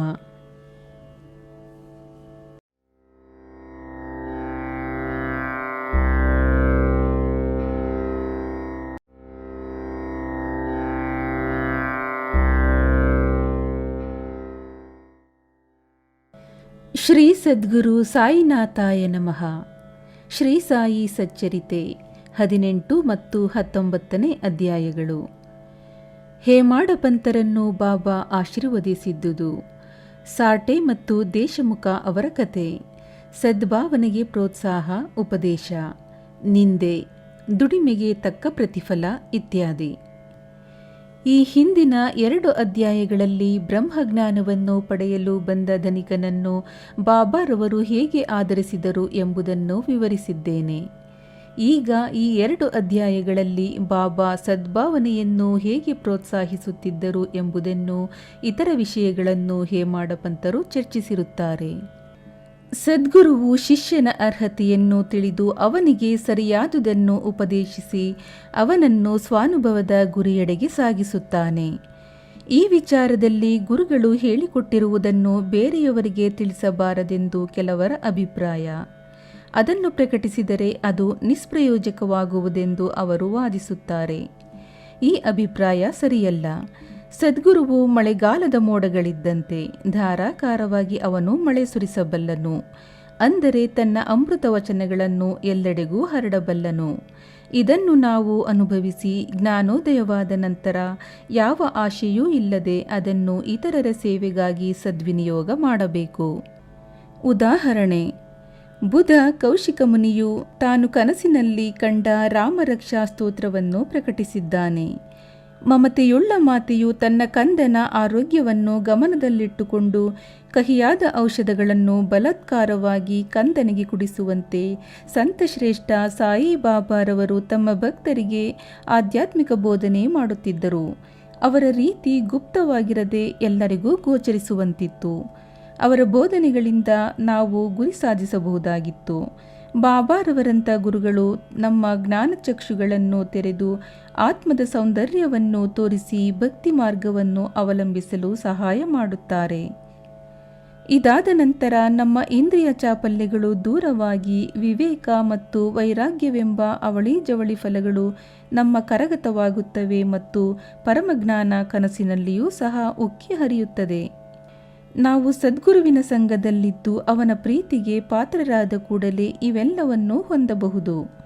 ಭಕ್ತರ ಅಭಿಷ್ಟಗಳನ್ನು ನೆರವೇರಿಸುವ ಆ ಪರಮಾತ್ಮನು ಸಹಾಯ ಮಾಡಿ ಕಷ್ಟ ಕಾರ್ಪಣ್ಯಗಳನ್ನು ದೂರ ಮಾಡಿ ನಮಗೆ ಆನಂದವನ್ನು ದೊರಕಿಸಿಕೊಡುತ್ತಾನೆ. ಈ ಪ್ರಗತಿ ಅಥವಾ ಏಳಿಗೆ ಸದ್ಗುರುವಿನ ಸಹಾಯದಿಂದ ಮಾತ್ರವೇ ಸಾಧ್ಯ. ಆದುದರಿಂದ ನಾವು ಯಾವಾಗಲೂ ಸದ್ಗುರುವಿನ ಧ್ಯಾನ ಮಾಡಬೇಕು. ಒಂದು ಸಾರಿ ಶ್ರೀ ಸಾಟೆಯವರಿಗೆ ವ್ಯಾಪಾರದಲ್ಲಿ ಬಹಳ ನಷ್ಟವಾಯಿತು. ಕೆಲವು ಅನಿರೀಕ್ಷಿತ ಮತ್ತು ಅವರ್ಣನೀಯ ಕಾರಣಗಳಿಂದ ತೊಂದರೆಗಳುಂಟಾಗಿ ಬಹಳ ಬೇಸರಗೊಂಡಿದ್ದರು. ಮನೆಯಲ್ಲಿ ವಿಶ್ರಾಂತಿ ದೊರಕದೆ ಇದ್ದುದರಿಂದ ಬೇರೆ ಎಲ್ಲಿಯಾದರೂ ಹೋಗಿ ಬರೋಣವೆಂದು ಅನಿಸಿತ್ತು. ಎಲ್ಲವೂ ಸುಗಮವಾಗಿ ಸುಖ ಸಂತೋಷಗಳಲ್ಲಿರುವಾಗ ಮಾನವನು ಪರಮಾತ್ಮನನ್ನು ಸ್ಮರಿಸುವುದೇ ಇಲ್ಲ. ಕಷ್ಟ ಕಾರ್ಪಣ್ಯಗಳು ತಲೆದೋರಿದಾಗ ಮಾತ್ರ ಪರಮಾತ್ಮನ ನೆನಪು ಬರುತ್ತದೆ. ಇದು ಮಾನವನ ಸಹಜ ಸ್ವಭಾವ. ಅವನ ಕರ್ಮ ಸೆವೆದಿದ್ದರೆ ಮಾತ್ರ ಪರಮಾತ್ಮನು ಸಮಾಧಾನ ಮತ್ತು ಸಂತೋಷವನ್ನು ಕೊಡಬಲ್ಲ ಸದ್ಗುರುವಿನ ಸಂಪರ್ಕಕ್ಕೆ ದಾರಿ ತೋರುವನು. ಶ್ರೀ ಸಾಟೆಯವರಿಗೆ ಇದು ಅನುಭವವಾಯಿತು. ಅವರ ಸ್ನೇಹಿತರು ಶಿರಡಿಗೆ ಹೋಗಿ ಬಾಬಾರವರ ದರ್ಶನ ಪಡೆದರೆ ಎಲ್ಲವೂ ಸರಿ ಹೋಗುತ್ತದೆ ಎಂದು ಹೇಳಿದರು. ಇದನ್ನು ಮನಗಂಡು ಅವರು 1917ರಲ್ಲಿ ಶಿರಡಿಗೆ ಬಂದರು. ಬಾಬಾರವರ ಶಾಂತಿಯುತವಾದ ಮಂದಸ್ಮಿತ ವದನವನ್ನು ನೋಡಿದ ಕೂಡಲೇ ಆನಂದದಿಂದ ಅವರು ಶಾಂತಿ ಪಡೆದರು. ಬಾಬಾರವರ ದರ್ಶನ ಸೌಲಭ್ಯ ಒದಗಿದ್ದುದು ತಮ್ಮ ಪೂರ್ವಜನ್ಮದ ಪುಣ್ಯಫಲವೇ ಸರಿ ಎಂದು ಅವರು ಭಾವಿಸಿದರು. ಶ್ರೀ ಸಾಟೆಯವರು ದೃಢ ಸಂಕಲ್ಪಿಗಳು. ಆದುದರಿಂದ ಅವರು ಗುರುಚರಿತ್ರೆಯನ್ನು ಪಠಣ ಮಾಡಲಾರಂಭಿಸಿದರು. ಆ ಗ್ರಂಥವನ್ನು 1 ಸಪ್ತಾಹದಲ್ಲಿ ಮುಗಿಸಿದಾಗ ಬಾಬಾರವರು ಆ ದಿನ ರಾತ್ರಿ ಅವರಿಗೆ ಕನಸಿನಲ್ಲಿ ದರ್ಶನ ನೀಡಿದರು. ಅವರು ಬಾಬಾ ತಮಗೆ ಗುರುಚರಿತ್ರೆಯನ್ನು ವಿವರಿಸುತ್ತಿರುವ ದೃಶ್ಯವನ್ನು ಕನಸಿನಲ್ಲಿ ಕಂಡರು. ಎಚ್ಚೆತ್ತು ಕನಸನ್ನು ಪುನಃ ನೆನಪಿಗೆ ತಂದುಕೊಂಡು ಸಂತೋಷಭರಿತರಾದರು. ಅಜ್ಞಾನ ಅಂಧಕಾರದಲ್ಲಿ ಸಿಕ್ಕಿ ತುಳಲಾಡುತ್ತಿದ್ದ ಆತ್ಮವನ್ನು ಗುರುಚರಿತ್ರೆಯ ವಿವರಣೆಯಿಂದ ಎಚ್ಚರಿಸಿ ಆ ಅಮೃತವನ್ನು ಪಡೆಯಲು ನೆರವು ನೀಡಿದ ಬಾಬಾರವರ ದಯೆಯನ್ನು ಹೊಗಳಬೇಕಾದುದೇ ಎಂದು ಭಾವಿಸಿದರು. ಮರುದಿನ ಕಾಕಾರವರಿಗೆ ತಮ್ಮ ಕನಸನ್ನು ವಿವರಿಸಿ ಆ ಕನಸಿನ ಅರ್ಥವೇನು, ಇನ್ನೊಂದು ಬಾರಿ ಸಪ್ತಾಹ ಮಾಡಬೇಕೇ, ಬಾಬಾರವರಲ್ಲಿ ವಿಚಾರಿಸಿ ಎಂದರು. ಕಾಕಾರವರು ಸಮಯ ನೋಡಿಕೊಂಡು ಬಾಬಾರವರನ್ನು ಕಂಡು, ದೇವರೇ, ನಿಮ್ಮ ದರ್ಶನದಿಂದ ಸಾಟೆಯವರಿಗೆ ಏನು ಸಲಹೆ ನೀಡುವಿರಿ? ಅವರು ಗುರುಚರಿತ್ರೆಯ ಇನ್ನೊಂದು ಸಪ್ತಾಹ ಮಾಡಬೇಕೇ? ಅವರು ಅಸಾಮಾನ್ಯ ಭಕ್ತರು. ನಿಮ್ಮ ಅಭಿಪ್ರಾಯ ತಿಳಿಸಿರಿ ಮತ್ತು ಅವರನ್ನು ಆಶೀರ್ವದಿಸಿರಿ ಎಂದು ವಿನಂತಿಸಿದರು. ಆಗ ಬಾಬಾರವರು ಅವನು ಗ್ರಂಥವನ್ನು ಮತ್ತೊಮ್ಮೆ ಪಠಿಸಲಿ, ಶ್ರದ್ಧೆ ಭಕ್ತಿಗಳಿಂದ ಅದನ್ನು ಪಠಿಸಿದರೆ ಪರಮಾತ್ಮನು ಅವನಿಗೆ ಒಳ್ಳೆಯದನ್ನು ಮಾಡುತ್ತಾನೆ ಎಂದು ಉತ್ತರಿಸಿದರು. ಆ ಸಮಯದಲ್ಲಿ ಹೇಮಾಡ ಪಂತರು ಮಸೀದಿಯಲ್ಲಿ ಬಾಬಾರವರ ಪಾದಗಳನ್ನು ಒತ್ತುತ್ತಿದ್ದರು. ಬಾಬಾರವರ ಈ ವಚನಗಳನ್ನು ಕೇಳಿ ಅವರು ಮನಸ್ಸಿನಲ್ಲಿ, ಏನು, ಸಾಟೆಯವರು 1 ವಾರ ಪಠಿಸಿದ್ದಕ್ಕೆ ಪ್ರತಿಫಲ ದೊರಕಿತು. ನಾನು 40 ವರ್ಷಗಳಿಂದಲೂ ಅದನ್ನು ಪಠಿಸುತ್ತಿದ್ದೇನೆ, ನನಗೆ ಪ್ರತಿಫಲವೇ ದೊರಕಿಲ್ಲ. ಅವರ 7 ದಿನಗಳ ಪಠಣದಿಂದಲೇ ಬಯಕೆಗಳು ಈಡೇರಿದವು. ಆದರೆ ನಾನು 7 ವರ್ಷಗಳಿಂದಲೂ ಇಲ್ಲಿಯೇ ಇದ್ದೇನೆ, ಆದರೂ ಕೂಡ ಏನೂ ಪ್ರಯೋಜನವಾಗಿಲ್ಲ. ಜಾತಕ ಪಕ್ಷಿಯು ಹೇಗೆ ನೀರಿಗೆ ಹಾತೊರೆಯುತ್ತಿರುವುದೋ ಅದೇ ರೀತಿಯಲ್ಲಿ ನಾನು ಬಾಬಾರವರ ಅಮೃತಧಾರೆಗೆ ಹಾತೊರೆಯುತ್ತಿದ್ದೇನೆ, ಆಶೀರ್ವದಿಸಲ್ಪಡಲು ಕಾತುರನಾಗಿದ್ದೇನೆ ಎಂದು ಯೋಚಿಸುತ್ತಿದ್ದರು. ಹೇಮಾಡ ಪಂತರ ಮನದಲ್ಲಿ ಈ ಥರದ ಯೋಚನೆ ಸುಳಿಯಲಾರಂಭಿಸಿದ ಕೂಡಲೇ ಅದು ಬಾಬಾರವರಿಗೆ ತಿಳಿಯಿತು. ಅವರಿಗೆ ಭಕ್ತರ ಮನಸ್ಸನ್ನು ಗ್ರಹಿಸುವ ಶಕ್ತಿ ಇದ್ದುದು ಅವರ ಅನೇಕ ಭಕ್ತರ ಅನುಭವ. ಭಕ್ತರ ದುರ್ಭಾವನೆಗಳನ್ನು ಅಡಗಿಸಿ ಸದ್ಭಾವನೆಗಳನ್ನು ಪ್ರೋತ್ಸಾಹಿಸುತ್ತಿದ್ದರು. ಬಾಬಾರವರು ಕೂಡಲೇ ಹೇಮಾಡ ಪಂತರ ಮನಸ್ಸನ್ನು ಓದಿ, ನೀನು ಹೋಗಿ ಶ್ಯಾಮಾ ಅವರಿಂದ 15 ರು ದಕ್ಷಿಣೆ ತೆಗೆದುಕೊಂಡು ಬಾ, ಅಲ್ಲಿಯೇ ಸ್ವಲ್ಪ ಹೊತ್ತು ಆನಂದದಿಂದ ವಿರಮಿಸು ಎಂದು ಹೇಳಿ ಕಳುಹಿಸಿದರು. ಬಾಬಾರವರ ಮನಸ್ಸಿನಲ್ಲಿ ದಯೆ ಮೂಡಿತ್ತು. ಆದುದರಿಂದಲೇ ಈ ಥರದ ಆಜ್ಞೆ ಮಾಡಿದರು. ಹೇಮಾಡ ಪಂತರು ಕೂಡಲೇ ಮಸೀದಿಯನ್ನು ಬಿಟ್ಟು ಶ್ಯಾಮಾ ಅವರ ಮನೆಗೆ ಬಂದರು. ಶ್ಯಾಮಾ ಅವರು ಆಗ ತಾನೇ ಸ್ನಾನ ಮುಗಿಸಿ ಪಂಚೆ ಉಟ್ಟುಕೊಳ್ಳುತ್ತಿದ್ದರು. ಅವರು ಹೊರಗೆ ಬಂದು, ಇದೇನು ಈಗ ಇಲ್ಲಿಗೆ ಬಂದಿರುವೆ? ಮಸೀದಿಯಿಂದ ಬಂದಿರುವಂತೆ ತೋರುತ್ತದೆ. ಒಬ್ಬನೇ ಬಂದಿರುವೆಯಲ್ಲ, ಸ್ವಲ್ಪ ಹೊತ್ತು ಕುಳಿತು ವಿಶ್ರಮಿಸಿಕೋ, ಪೂಜೆ ಮುಗಿಸಿ ಬರುತ್ತೇನೆ ಎಂದು ಹೇಳಿ ಹೇಮಾಡ ಪಂತರಿಗೆ ತಾಂಬೂಲ ಸವಿಯಲು ಕೊಟ್ಟು ಪೂಜೆಗೆ ಹೊರಟರು. ಅಲ್ಲಿಯೇ ಕಿಟಕಿಯಲ್ಲಿ ಪ್ರಸಿದ್ಧ ಮರಾಠಿ ಗ್ರಂಥವಾದ ಏಕನಾಥ ಭಾಗವತ ಇತ್ತು. ಸಾಯಿಬಾಬಾರವರ ಸಲಹೆ ಮೇರೆಗೆ ಶ್ರೀಗಳಾದ ಬಾಪು ಸಾಹೇಬ ಜೋಗ ಮತ್ತು ಕಾಕಾ ದೀಕ್ಷಿತ ಅವರು ಪ್ರತಿ ದಿವಸವೂ ಶಿರಡಿಯಲ್ಲಿ ಭಗವದ್ಗೀತೆ ಮತ್ತು ಅದರ ಮರಾಠಿ ಟೀಕಾಕಾರ್ಥವಾದ ಭಾವಾರ್ಥ ದೀಪಿಕಾ ಅಥವಾ ಜ್ಞಾನೇಶ್ವರಿ, ನಾಥ ಭಾಗವತ ಮತ್ತು ಭಾವಾರ್ಥ ರಾಮಾಯಣ ಇವುಗಳನ್ನು ಪಠಿಸುತ್ತಿದ್ದರು. ಭಕ್ತರು ಬಾಬಾ ಅವರಿಗೆ ಪ್ರಶ್ನೆಗಳನ್ನು ಕೇಳಿದಾಗ ಈ ಪುಸ್ತಕಗಳ ಕೆಲವು ಭಾಗಗಳನ್ನು ಬಾಬಾ ಅವರಿಗೆ ಓದಲು ಹೇಳುತ್ತಿದ್ದರು. ಅವುಗಳನ್ನು ಓದಿದಾಗ ಅವರ ಸಮಸ್ಯೆ ಪರಿಹಾರವಾಗುತ್ತಿದ್ದವು. ಹೇಮಾಡ ಪಂತರು ಸಹ ನಾಥ ಭಾಗವತದ ಕೆಲವು ಭಾಗಗಳನ್ನು ಪ್ರತಿದಿನವೂ ಪಠಿಸುತ್ತಿದ್ದರು.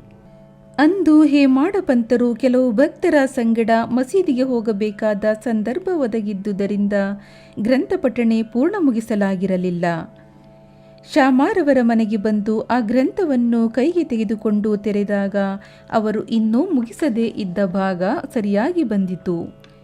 ಅದನ್ನು ಅವರು ಆನಂದದಿಂದ ಪಠಿಸಿ ಮುಗಿಸಿದರು. ಅಷ್ಟರಲ್ಲಿ ಶ್ಯಾಮ ಪೂಜೆ ಮುಗಿಸಿ ಹೊರಗೆ ಬಂದರು. ಹೇಮಾಡ ಪಂತ, ನಾನು ಬಾಬಾರವರಿಂದ ಒಂದು ಸಂದೇಶವನ್ನು ತೆಗೆದುಕೊಂಡು ಬಂದಿರುತ್ತೇನೆ.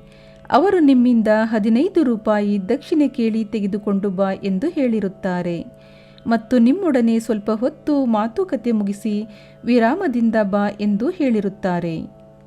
ಶ್ಯಾಮ ಆಶ್ಚರ್ಯದಿಂದ, ನನ್ನ ಹತ್ತಿರ ಹಣವಿಲ್ಲ, ದಕ್ಷಿಣೆಗೆ ಬದಲಾಗಿ ನನ್ನ 15 ನಮಸ್ಕಾರಗಳನ್ನು ತೆಗೆದುಕೊಂಡು ಹೋಗು.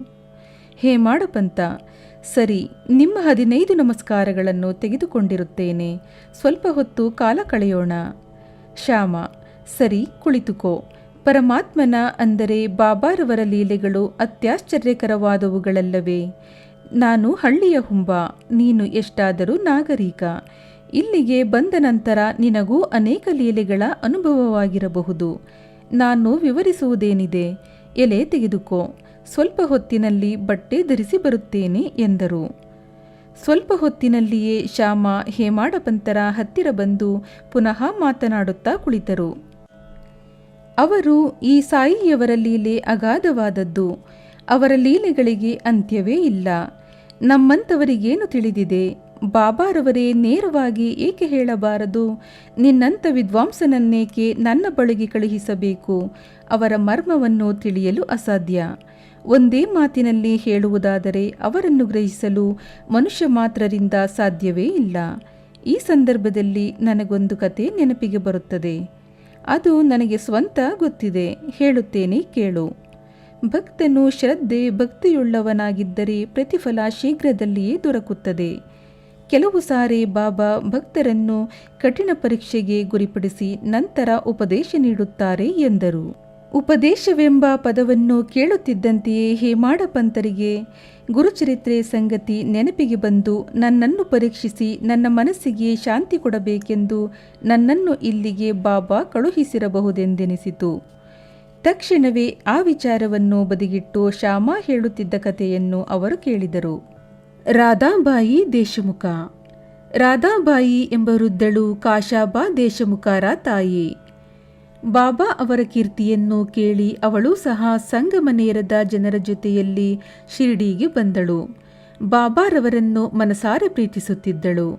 ಆದುದರಿಂದ ಅವರನ್ನು ತಮ್ಮ ಗುರುವೆಂದು ಭಾವಿಸಿ ಅವಳು ಉಪದೇಶ ಪಡೆಯಬೇಕೆಂಬ ಸಂಕಲ್ಪ ಮಾಡಿದಳು.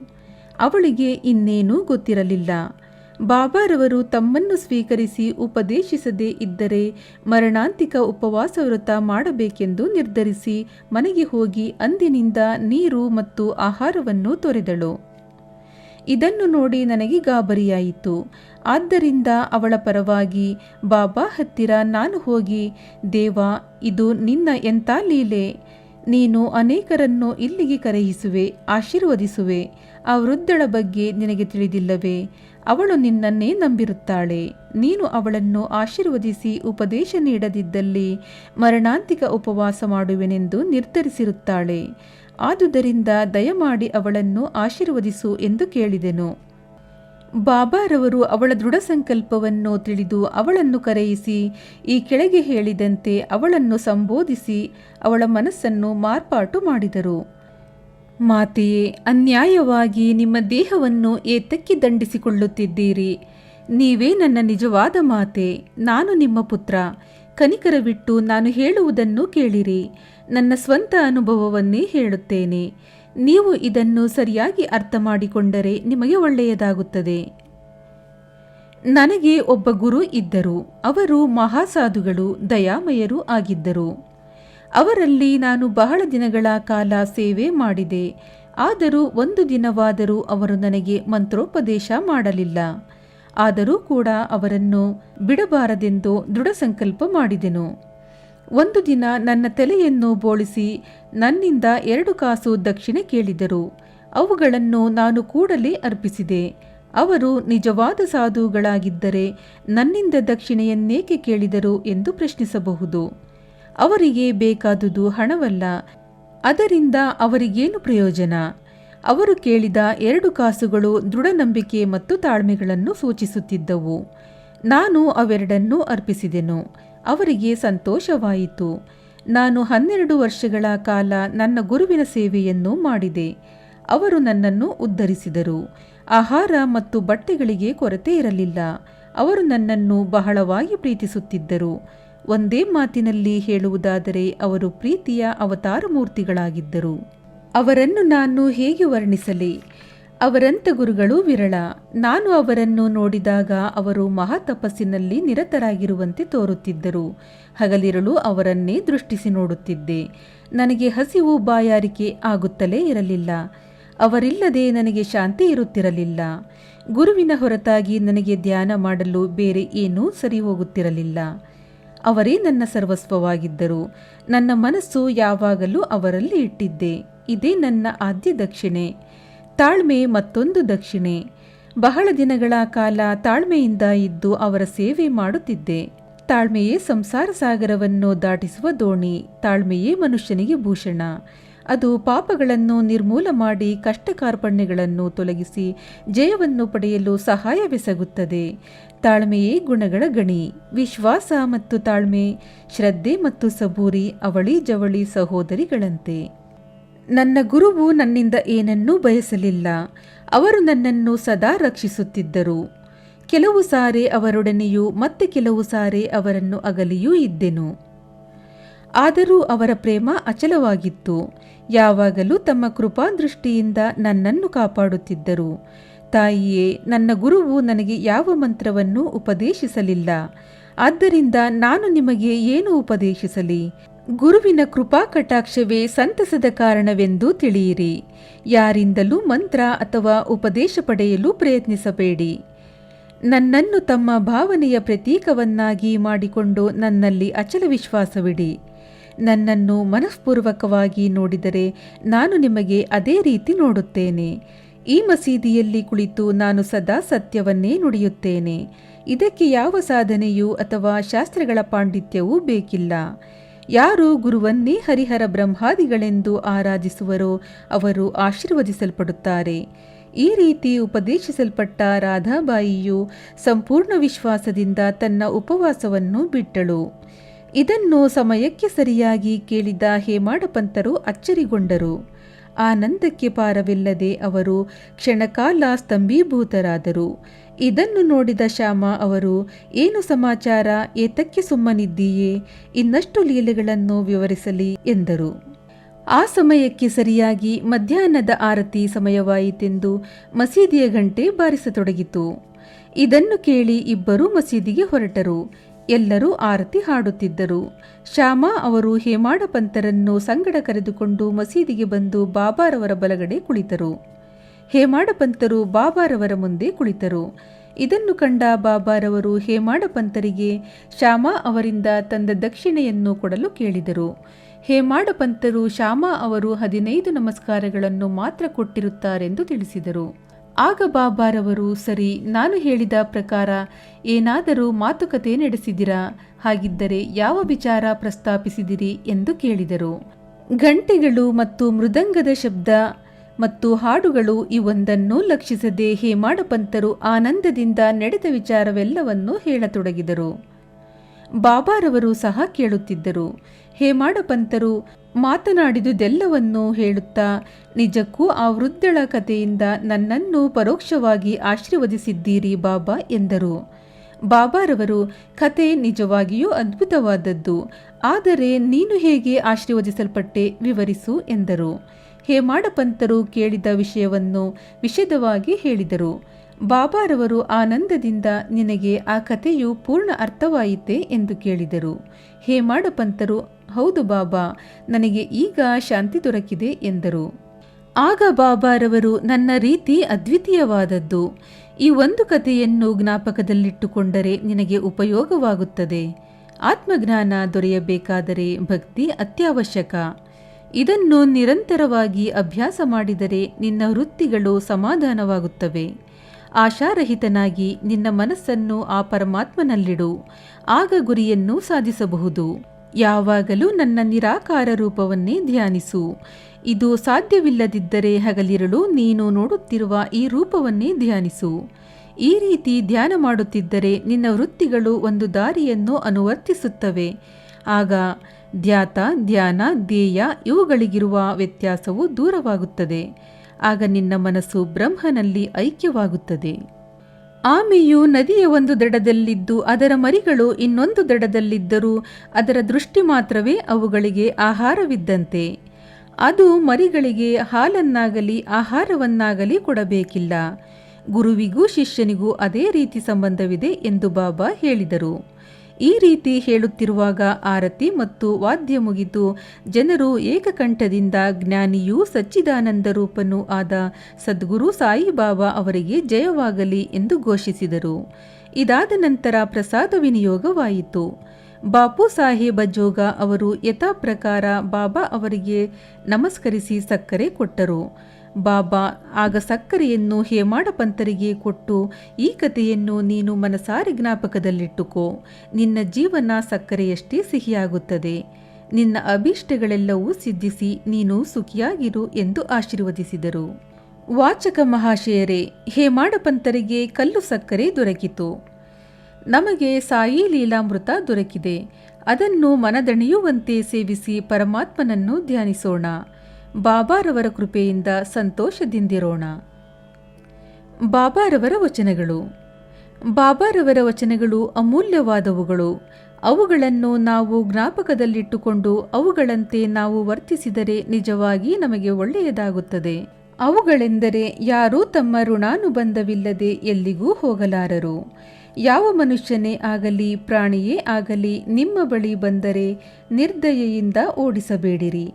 ತಕ್ಕ ಮರ್ಯಾದೆ ಮತ್ತು ಆದರದಿಂದ ಸ್ವಾಗತಿಸಿ.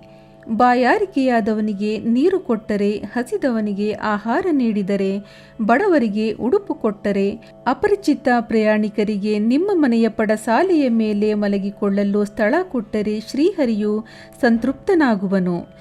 ನಿಮ್ಮಲ್ಲಿಗೆ ಹಣವನ್ನಪೇಕ್ಷಿಸಿ ಯಾರಾದರೂ ಬಂದರೆ ನಿಮಗೆ ಕೊಡಲು ಇಷ್ಟವಿಲ್ಲದಿದ್ದರೆ ಕೊಡಬೇಡಿರಿ. ಆದರೆ ಅವರ ಮೇಲೆ ವಿನಾಕಾರಣ ಹರಿಹಾಯಬೇಡಿರಿ. ನಿಮ್ಮನ್ನು ಅನೇಕ ಜನರು ನಿಂದಿಸಬಹುದು, ಆದರೂ ಅವರ ಮೇಲೆ ನೀವು ಸಿಟ್ಟು ಮಾಡಬೇಡಿ.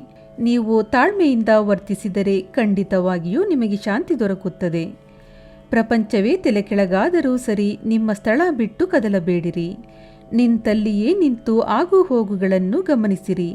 ನನ್ನನ್ನು ಮತ್ತು ನಿಮ್ಮನ್ನು ಬೇರ್ಪಡಿಸಿರುವ ಗೋಡೆಯನ್ನು ತೆಗೆದುಹಾಕಿರಿ.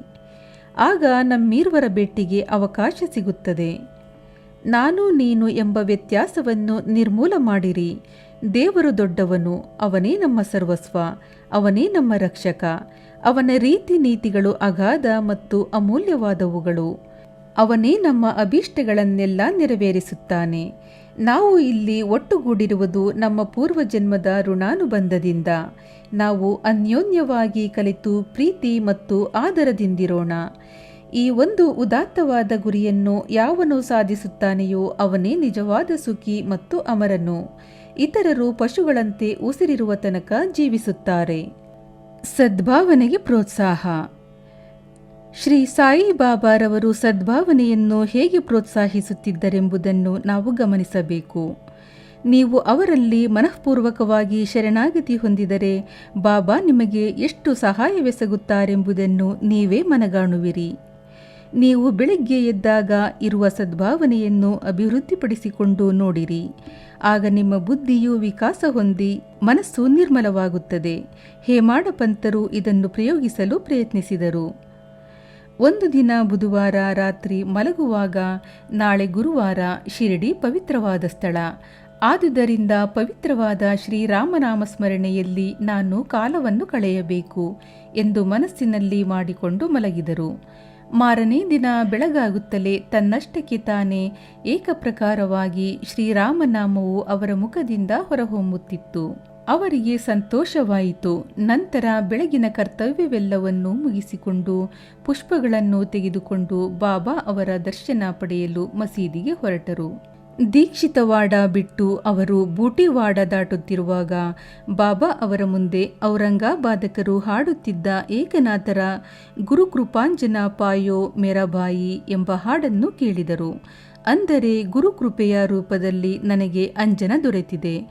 ಅದು ನನ್ನ ದೃಷ್ಟಿಯನ್ನು ವಿಕಸಿಸಿ ರಾಮದರ್ಶನಕ್ಕೆ ನೆರವು ನೀಡಿದೆ ಎಂದರ್ಥ. ಸಾಯಿಯವರ ಭಕ್ತರಾದ ಔರಂಗಾಬಾದಕರ ಈ ಹಾಡನ್ನು ಆಗ ಹಾಡಿದ ಉದ್ದೇಶವೇನು? ನಿಜವಾಗಿಯೂ ಹೇಮಾಡಪಂತರ ಪ್ರತಿಜ್ಞೆಯನ್ನು ಈಡೇರಿಸಲು ಬಾಬಾ ಅದನ್ನೇ ಅವರು ಕೇಳುವ ಹಾಗೆ ಮಾಡಿದುದು ಆಶ್ಚರ್ಯಕರವಲ್ಲವೇ? ಎಲ್ಲ ಸಂತರು ಶ್ರೀರಾಮನಾಮೋಚ್ಚರಣೆ ಶ್ರೇಷ್ಠವೆಂದು ಹೇಳುತ್ತಾರೆ. ಶ್ರೀರಾಮನಾಮಸ್ಮರಣೆಯಿಂದ ನಮ್ಮ ಕಷ್ಟಗಳೆಲ್ಲವೂ ದೂರವಾಗಿ ನಮ್ಮ ಅಭೀಷ್ಟಗಳು ಕೈಗೂಡುತ್ತವೆ. ವಿವಿಧೋಪದೇಶ. ಸಾಯಿಬಾಬಾ ಅವರು ಉಪದೇಶ ನೀಡಲು ಪ್ರತ್ಯೇಕ ಸ್ಥಳವನ್ನಾಗಲಿ ಪ್ರತ್ಯೇಕ ಕಾಲವನ್ನಾಗಲಿ ನೋಡುತ್ತಿರಲಿಲ್ಲ. ಸಂದರ್ಭ ಬಂದಾಗೆಲ್ಲ ಉಪದೇಶ ನೀಡುತ್ತಿದ್ದರು. ಒಂದು ಬಾರಿ ಬಾಬಾ ಅವರ ಭಕ್ತನೊಬ್ಬನು ಇನ್ನೊಬ್ಬನನ್ನು ಅವನ ಹಿಂದೆ ನಿಂದಿಸುತ್ತಿದ್ದನು. ಸಾಮಾನ್ಯವಾಗಿ ಜನರು ವಿನಾಕಾರಣ ಇನ್ನೊಬ್ಬರನ್ನು ಹಳೆಯುತ್ತಾರೆ. ಇದೇ ದ್ವೇಷಕ್ಕೆ ಮೂಲ ಕಾರಣ. ಸಂತರು ಪರನಿಂದೆಯನ್ನು ಬೇರೊಂದು ವಿಧದಲ್ಲಿ ನೋಡುತ್ತಾರೆ. ಕೊಳೆಯನ್ನು ತೊಳೆಯಲು ಸಾಧನಗಳು ಬೇರೆ ಬೇರೆಯಾಗಿವೆ. ಅವು ಮಣ್ಣು, ನೀರು ಮತ್ತು ಸಾಬೂನು. ಆದರೆ ಪರರ ದೂಷಕನು ಬೇರೊಬ್ಬರ ತಪ್ಪನ್ನು ನಾಲಿಗೆಯಿಂದ ತೊಳೆಯುವನು. ಒಂದು ವಿಧದಲ್ಲಿ ಅವನು ಇನ್ನೊಬ್ಬರನ್ನು ನಿಂದಿಸುವಾಗ ಅವರಿಗೆ ಉಪಕಾರ ಮಾಡುತ್ತಾನೆ. ಸಾಯಿಬಾಬಾ ಅವರು ನಿಂದಿಸುತ್ತಿದ್ದವರನ್ನು ತಿದ್ದುತ್ತಿದ್ದ ರೀತಿಯೇ ಬೇರೆ. ಅವರು ತಮ್ಮ ಆತ್ಮಜ್ಞಾನದಿಂದ ಅವನೇನು ಮಾಡಿದ್ದಾನೆಂಬುದನ್ನು ತಿಳಿದು ಲೇಂಡಿಯ ಬಳಿ ಅವನನ್ನು ಸಂಧಿಸಿದಾಗ ಅವನಿಗೆ ಕೊಳೆಯನ್ನು ತಿನ್ನುತ್ತಿದ್ದ ಹಂದಿಯನ್ನು ತೋರಿಸಿ, ನೋಡು ಎಷ್ಟು ರುಚಿಯಾಗಿದೆ ಎಂದು ಅದು ಕೊಳೆಯನ್ನು ತಿನ್ನುತ್ತಿದೆ.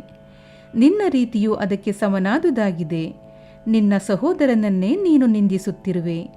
ಪೂರ್ವಜನ್ಮದ ಸುಕೃತದಿಂದ ನಿನಗೆ ಈ ಮಾನವ ಜನ್ಮ ಲಭಿಸಿದೆ. ಈ ಜನ್ಮದಲ್ಲಿ ನೀನು ಈ ರೀತಿ ವರ್ತಿಸಿದರೆ ಶಿರ್ಡಿಯು ಯಾವ ರೀತಿಯಲ್ಲಿ ಸಹಾಯ ಮಾಡಬಹುದು ಎಂದು ಕೇಳಿದರು. ಭಕ್ತನು ಇದರಿಂದ ಪಾಠ ಕಲಿತುಕೊಂಡನು ಎಂಬುದನ್ನು ಬೇರೆ ಹೇಳುವ ಅಗತ್ಯವಿಲ್ಲ. ಈ ರೀತಿ ಬಾಬಾ ನಮಗೆ ಸಂದರ್ಭ ಒದಗಿದಾಗ ನೀತಿ ಬೋಧಿಸುತ್ತಿದ್ದರು. ಅದನ್ನು ನಾವು ಗಮನಿಸಿ ಅದರಂತೆ ನಡೆದುಕೊಂಡರೆ ನಮ್ಮ ಆಧ್ಯಾತ್ಮಿಕ ಗುರಿ ನಮ್ಮಿಂದ ದೂರವಿರಲಾರದು. ತಮ್ಮನ್ನು ಕೇವಲ ಮನುಷ್ಯ ಮಾತ್ರರೆಂದು ತಿಳಿದಿದ್ದ ಕೆಲವರ ತಪ್ಪು ಅಭಿಪ್ರಾಯಗಳನ್ನು ಹೋಗಲಾಡಿಸಲು ಬಾಬಾ ಪೃಥ್ವಿ, ಆಪ್, ತೇಜಸ್ಸು, ವಾಯು, ಸ್ವರ್ಗ ಇವುಗಳಲ್ಲಿ ವ್ಯಾಪಿಸಿರುವ ಸರ್ವವ್ಯಾಪಿ ನಾನು ಎಂದು ಹೇಳಿರುತ್ತಾರೆ. ದೇವರು ಸಾಯಿ ರೂಪದಲ್ಲಿ ಅವತರಿಸಿದರು. ಯಾರು ಅವರನ್ನು ಯಾವಾಗಲೂ ಸ್ಮರಿಸುತ್ತಾ ಅವರನ್ನೇ ತಮ್ಮ ಏಕಮಾತ್ರ ಆಶ್ರಯವಾಗಿ ಮಾಡಿಕೊಂಡಿರುತ್ತಾರೆಯೋ ಅವರು ಸಿಹಿ ಮತ್ತು ಸಕ್ಕರೆ, ಅಲೆ ಮತ್ತು ಕಡಲು, ನೇತ್ರ ಮತ್ತು ಕಾಂತಿಯಂತೆ ಅವನಲ್ಲಿ ದೇವರಲ್ಲಿ ಏಕಾಗ್ರತೆಯನ್ನು ಮುಟ್ಟುತ್ತಾರೆ. ಯಾರು ಜನನ ಮರಣಗಳೆಂಬ ವ್ಯೂಹದಿಂದ ತಪ್ಪಿಸಿಕೊಳ್ಳಲಿಚ್ಛಿಸುತ್ತಾರೆಯೋ ಅಂಥವರು ಸತ್ಯಪರರಾಗಿರಬೇಕು. ಯಾವ ಮನುಷ್ಯನಿಗೂ ನೋವುಂಟು ಮಾಡುವಂಥ ಮಾತುಗಳನ್ನಾಡಬಾರದು. ಯಾವಾಗಲೂ ಸತ್ಯಪರವಾಗಿ ತಮ್ಮ ತನು, ಮನ, ಧನಗಳನ್ನು ಆ ಭಗವಂತನಲ್ಲಿ ಅರ್ಪಿಸಬೇಕು. ಆಗ ಅವರು ಹೆದರಬೇಕಿಲ್ಲ. ಯಾರು ಸಾಯಿಯವರನ್ನು ಯಾವಾಗಲೂ ಧ್ಯಾನ ಮಾಡುತ್ತಾ ಜಪಿಸುತ್ತಾರೆಯೋ, ಹಾಡುತ್ತಾರೆಯೋ, ಇತರ ಯೋಚನೆಗಳಿಲ್ಲದೆ ಏಕಾಗ್ರಚಿತ್ತದಿಂದ ಧ್ಯಾನ ಮಾಡುತ್ತಾರೆಯೋ ಅವರು ಆತ್ಮಜ್ಞಾನವನ್ನು ಖಂಡಿತವಾಗಿಯೂ ಪಡೆಯುತ್ತಾರೆ. ಬಾಬಾ ಅನೇಕರಿಗೆ ನನ್ನನ್ನು ಯಾವಾಗಲೂ ಸ್ಮರಿಸಿರಿ, ನನ್ನಲ್ಲಿ ಆಶ್ರಯ ಪಡೆಯಿರಿ ಎಂದು ಹೇಳುತ್ತಿದ್ದರು. ದೇವರು ಯಾರು ಎಂದು ತಿಳಿಯಲು ಇಚ್ಛಿಸಿದವರಿಗೆ ಶ್ರವಣ ಮತ್ತು ಮನನವನ್ನು ಅಭ್ಯಾಸ ಮಾಡುವಂತೆ ಹೇಳುತ್ತಿದ್ದರು. ಕೆಲವರಿಗೆ ಹರಿನಾಮ ಸ್ಮರಣೆಯನ್ನು ಮಾಡುವಂತೆಯೂ, ಕೆಲವರಿಗೆ ಪರಮಾತ್ಮನ ಲೀಲೆಗಳನ್ನು ಶ್ರವಣ ಮಾಡುವಂತೆಯೂ, ಕೆಲವರಿಗೆ ಹರಿಯ ಪಾದ ಪೂಜೆ ಮಾಡುವಂತೆಯೂ, ಮತ್ತೆ ಕೆಲವರಿಗೆ ಉದಾತ್ತವಾದ ಪುರಾಣ ಗ್ರಂಥಗಳಾದ ಜ್ಞಾನೇಶ್ವರಿ ಮುಂತಾದ ಗ್ರಂಥಗಳನ್ನು ಓದುವಂತೆಯೂ ಹೇಳುತ್ತಿದ್ದರು. ಅನೇಕರಿಗೆ ವಿಷ್ಣು ಸಹಸ್ರನಾಮ ಪಠಣ ಮಾಡುವಂತೆ ಹೇಳುತ್ತಿದ್ದರು.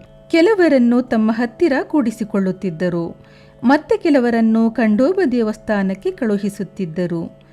ಮಿಕ್ಕವರಿಗೆ ಚಾಂದೋಗ್ಯೋಪನಿಷತ್ತನ್ನಾಗಲಿ ಗೀತೆಯನ್ನಾಗಲಿ ಪಠಿಸಲು ಹೇಳುತ್ತಿದ್ದರು. ಅವರ ಉಪದೇಶಗಳಿಗೆ ಮಿತಿಯಿರಲಿಲ್ಲ.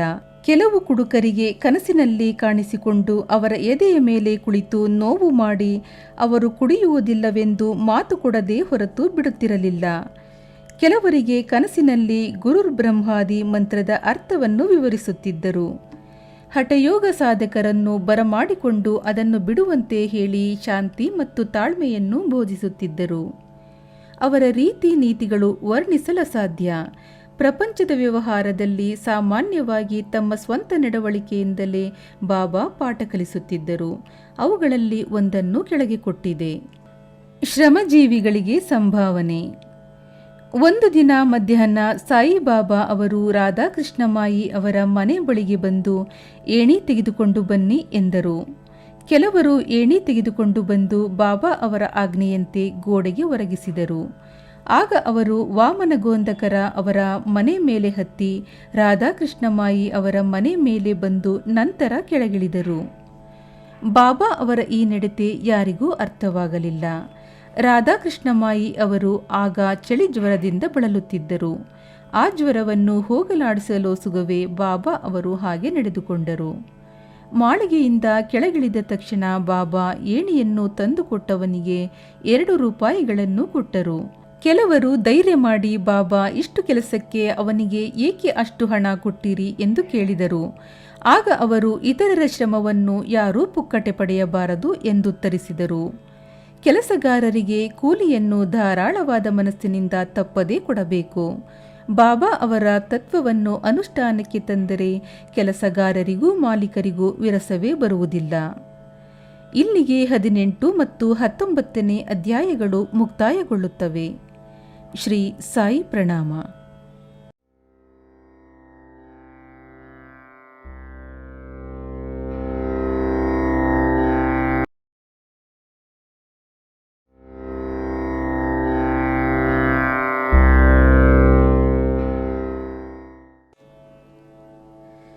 ಶ್ರೀ ಸದ್ಗುರು ಸಾಯಿನಾಥಾಯ ನಮಃ. ಶ್ರೀ ಸಾಯಿ ಸಚ್ಚರಿತೆ 20ನೇ ಅಧ್ಯಾಯ. ಸೇವಕಿಯಿಂದ ಸಮಸ್ಯೆ ಪರಿಹಾರ. ಈ ಅಧ್ಯಾಯದಲ್ಲಿ ಕಾಕಾ ಸಾಹೇಬರು ಸೇವಕಿಯಿಂದ ದಾಸಗಣು ಮಹಾರಾಜ ಅವರ ಸಮಸ್ಯೆ ಹೇಗೆ ಪರಿಹರಿಸಲ್ಪಟ್ಟಿತು ಎಂಬುದನ್ನು ಹೇಮಾಡ ಪಂತರು ವಿವರಿಸಿರುತ್ತಾರೆ. ಶಿರ್ಡಿಯ ಸಾಯಿ ದೇವರು ಮೊದಲು ನಿರಾಕಾರರಾಗಿದ್ದರು. ಭಕ್ತರಿಗೋಸುಗ ಆಕಾರವನ್ನು ತಾಳಿದರು. ಮಾಯೆಯ ಸಹಾಯದಿಂದ ಈ ಪ್ರಪಂಚವೆಂಬ ನಾಟಕದಲ್ಲಿ ನಟರಾಗಿ ಅಭಿನಯಿಸಿದರು. ಆದುದರಿಂದ ನಾವು ಸಾಯಿ ಸ್ಮರಣೆ ಮಾಡೋಣ. ಶಿರ್ಡಿಗೆ ಹೋಗಿ ಅಲ್ಲಿಯ ಮಧ್ಯಾಹ್ನದ ಆರತಿಯನ್ನು ನೋಡೋಣ.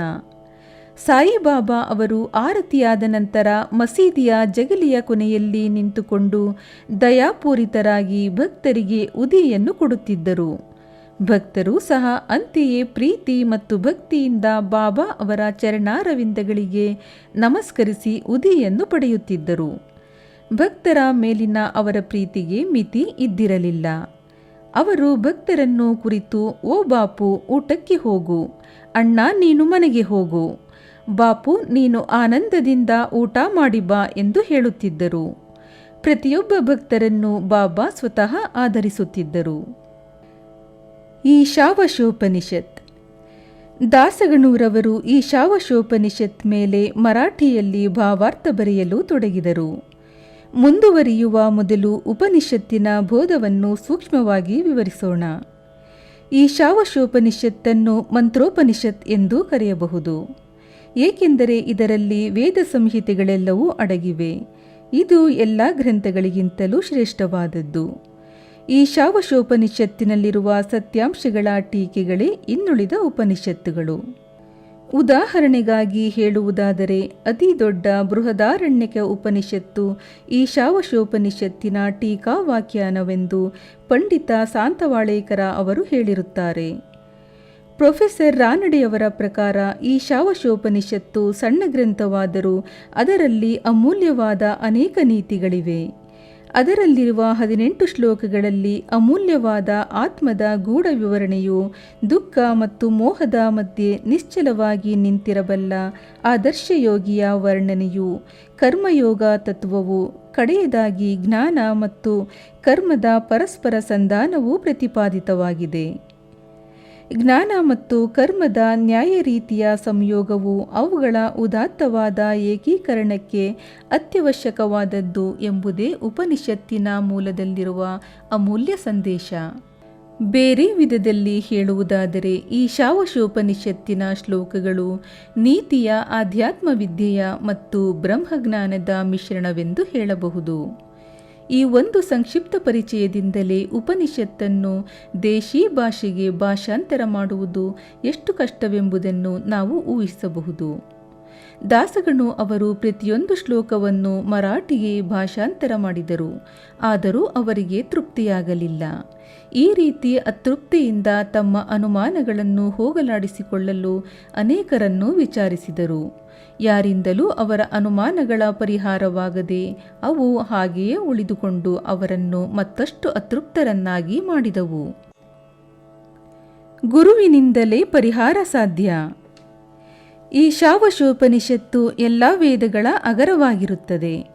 ಆತ್ಮಜ್ಞಾನದ ವಿಜ್ಞಾನ ಜನನ ಮರಣಗಳೆಂಬ ಬಂಧನದಿಂದ ನಮ್ಮನ್ನು ಮುಕ್ತರನ್ನಾಗಿ ಮಾಡುವ ಆಯುಧ. ಆದುದರಿಂದ ಯಾರು ಆತ್ಮಜ್ಞಾನವನ್ನು ಪಡೆದಿರುತ್ತಾರೆಯೋ ಅವರೇ ಸರಿಯಾದ ಅರ್ಥವನ್ನು ನೀಡಬಲ್ಲರು ಎಂದು ದಾಸಗಣು ಯೋಚಿಸಿದರು. ಯಾರಿಂದಲೂ ಪರಿಹಾರವಾಗದಂಥ ಅನುಮಾನವನ್ನು ಶ್ರೀ ಸಾಯಿಬಾಬಾ ಅವರಿಂದ ಪರಿಹರಿಸಿಕೊಳ್ಳಬಹುದೆಂದು ಶಿರಡಿಗೆ ಬಂದು ಈ ಶಾವಶೋಪನಿಷತ್ತಿನ ಭಾಷಾಂತರದಲ್ಲಿ ತಮಗೆ ಬಂದಿರುವ ಅನುಮಾನವನ್ನು ಸೂಕ್ತ ವಿವರಣೆಯಿಂದ ಪರಿಹರಿಸಬೇಕೆಂದು ಬಾಬಾ ಅವರಲ್ಲಿ ಬೇಡಿದರು. ಆಗ ಬಾಬಾ ಅವರು ಅವರನ್ನು ಆಶೀರ್ವದಿಸಿ, ಚಿಂತಿಸಬೇಡ, ಅದರಲ್ಲೇನಿದೆ, ವಿಲೇಪಾರ್ಲೆಯಲ್ಲಿರುವ ಕಾಕಾ ಅವರ ಮನೆ ಕೆಲಸದವಳಿಂದ ನಿನ್ನ ಅನುಮಾನ ಪರಿಹಾರವಾಗುತ್ತದೆ, ಹೋಗು ಎಂದರು. ಆಗ ಅಲ್ಲಿದ್ದವರೆಲ್ಲರೂ ಬಾಬಾ ಹಾಸ್ಯ ಮಾಡುತ್ತಿರಬಹುದು, ನಿರಕ್ಷರಸ್ಥಳಾದ ಸೇವಕಿಯಿಂದ ಹೇಗೆ ಸಂಶಯ ಪರಿಹಾರವಾದೀತು ಎಂದು ಅನುಮಾನಪಟ್ಟರು. ಆದರೆ ದಾಸಗಣು ಅವರು ಬಾಬಾ ಅವರು ನುಡಿದದ್ದು ನಿಜವಾಗಲೇಬೇಕು ಎಂದುಕೊಂಡು ಶಿರಡಿಯಿಂದ ಹೊರಟರು. ಕಾಕಾ ಅವರ ಸೇವಕಿ. ನಂತರ ದಾಸಗಣು ಬಾಬಾರವರ ಮಾತಿನಲ್ಲಿ ನಂಬಿಕೆ ಇಟ್ಟು ಶಿರಡಿಯಿಂದ ವಿಲೇಪಾರ್ಲೆಯಲ್ಲಿದ್ದ ಕಾಕಾ ಸಾಹೇಬ ದೀಕ್ಷಿತರ ಮನೆಗೆ ಬಂದು ತಂಗಿದರು. ಮಾರನೇ ದಿನ ದಾಸಗಣೂರವರು ಮಲಗಿದ್ದಾಗ ನಸುಕಿನಲ್ಲಿ ಒಬ್ಬ ಹುಡುಗಿ ಇಂಪಾಗಿ ಹಾಡಿದ ಹಾಡು ಕೇಳಿದರು. ಕೆಂಪು ಬಣ್ಣದ ಸೀರೆ ಎಷ್ಟು ಚೆನ್ನಾಗಿದೆ, ಜರಿ ಎಷ್ಟು ಹೊಳೆಯುತ್ತಿದೆ ಎಂಬುದೇ ಆ ಹಾಡಿನ ಭಾವಾರ್ಥ. ಆ ಹಾಡನ್ನು ಕೇಳಿ ಅವರು ಸಂತೋಷದಿಂದ ಹೊರಗೆ ಬಂದು ನೋಡಲು ಸೇವಕ ನಾಮ್ಯಾನ ತಂಗಿ ಹಾಡುತ್ತಿರುವುದನ್ನು ಕಂಡರು. ಕಾಕಾ ಅವರ ಮನೆ ಕೆಲಸದವಳಾದ ಆ ಹುಡುಗಿ ಹರಿದ ಸೀರೆಯನ್ನುಟ್ಟುಕೊಂಡು ಪಾತ್ರೆ ತೊಳೆಯುತ್ತಾ ಹಾಡುತ್ತಿದ್ದಳು. ಅವಳ ಬಡತನ ಮತ್ತು ಆನಂದವನ್ನು ನೋಡಿದ ದಾಸಗಣು ಮರುದಿನ ರಾವ ಬಹದ್ದೂರ ಎಂವಿ ಪ್ರಧಾನ ಅವರು ತಮಗಾಗಿ ತಂದಿದ್ದ 2 ಧೋತರಗಳನ್ನು ನೋಡಿ ಆ ಹುಡುಗಿಗೆ ಒಂದು ಸೀರೆ ತಂದುಕೊಡುವಂತೆ ಹೇಳಿದರು. ಅದರಂತೆ ಅವರು ಆ ಹುಡುಗಿಗೆ ಒಂದು ಸೀರೆ ತಂದುಕೊಟ್ಟರು. ಅಂದು ಅವಳ ಆನಂದಕ್ಕೆ ಪಾರವೇ ಇರಲಿಲ್ಲ. ಮಾರನೇ ದಿನ ಆ ಹುಡುಗಿ ಹೊಸ ಸೀರೆಯನ್ನುಟ್ಟುಕೊಂಡು ಎಲ್ಲ ಹುಡುಗಿಯರ ಜೊತೆಯಲ್ಲಿ ಆಟವಾಡಿ ನಲಿಯುತ್ತಿದ್ದಳು. ಮರುದಿನ ಮತ್ತೆ ಆ ಹರಿದ ಸೀರೆಯನ್ನುಟ್ಟುಕೊಂಡೇ ಕೆಲಸಕ್ಕೆ ಬಂದಳು. ಅಂದೂ ಸಹ ಅಷ್ಟೇ ಆನಂದದಿಂದಿದ್ದಳು. ಆಗ ದಾಸಗಣೂರವರ ದಯೆ ಹೊಗಳಿಕೆಗೆ ಮಾರ್ಪಾಟಾಯಿತು. ಆ ಬಡ ಹುಡುಗಿಯು ಹರಿದ ಸೀರೆಯನ್ನೇ ಉಟ್ಟುಕೊಳ್ಳಬೇಕಿತ್ತು. ಅವಳಿಗೆ ಹೊಸ ಸೀರೆ ದೊರೆತರೂ ಸಹ ಅದನ್ನು ಪೆಟ್ಟಿಗೆಯಲ್ಲಿ ಇಟ್ಟು ಹರಿದ ಸೀರೆಯನ್ನೇ ಉಟ್ಟುಕೊಂಡು ಬಂದಳಲ್ಲವೇ. ಆದರೂ ಅವಳಲ್ಲಿ ತಿಲ ಮಾತ್ರವೂ ದುಃಖವಿರಲಿಲ್ಲ ಎಂದು ಯೋಚಿಸಿ, ನಮ್ಮ ಸುಖ ದುಃಖಗಳು ನಮ್ಮ ಮನಸ್ಸನ್ನವಲಂಬಿಸಿರುತ್ತವೆ ಎಂಬುದನ್ನು ದಾಸಗಣು ಮನಗಂಡರು. ಈ ಘಟನೆಯನ್ನು ಕೂಲಂಕುಷವಾಗಿ ವಿಚಾರಿಸಿ ದೇವರು ಕೊಟ್ಟಿದ್ದುದರಲ್ಲಿ ತೃಪ್ತಿ ಪಡೆಯಬೇಕು. ಅವನು ನಮ್ಮನ್ನು ಯಾವಾಗಲೂ ರಕ್ಷಿಸುತ್ತಾನೆ. ಅವನಿಂದ ದೊರೆಯುವುದೆಲ್ಲವೂ ನಮಗೆ ಒಳ್ಳೆಯದಾಗಿ ಪರಿಣಮಿಸುತ್ತದೆ ಎಂಬುದನ್ನು ಸಹ ದಾಸಗಣು ಅರಿತರು. ಅದ್ವಿತೀಯ ಬೋಧನೆ. ಈ ಮೇಲ್ಕಂಡ ಘಟನೆಯಿಂದ ಬಾಬಾರವರ ಅದ್ವಿತೀಯ ರೀತಿ ವ್ಯಕ್ತವಾಗುತ್ತದೆ. ಅವರು ಶಿರಡಿಯನ್ನು ಬಿಟ್ಟು ಕದಲದೇ ಇದ್ದರೂ ಕೆಲವರನ್ನು ಮಚ್ಚೀಂದ್ರಗಢಕ್ಕೂ ಕೆಲವರನ್ನು ಕೊಲ್ಹಾಪುರಕ್ಕೂ ಸಾಧನೆಯ ಸಲುವಾಗಿ ಕಳುಹಿಸುತ್ತಿದ್ದರು.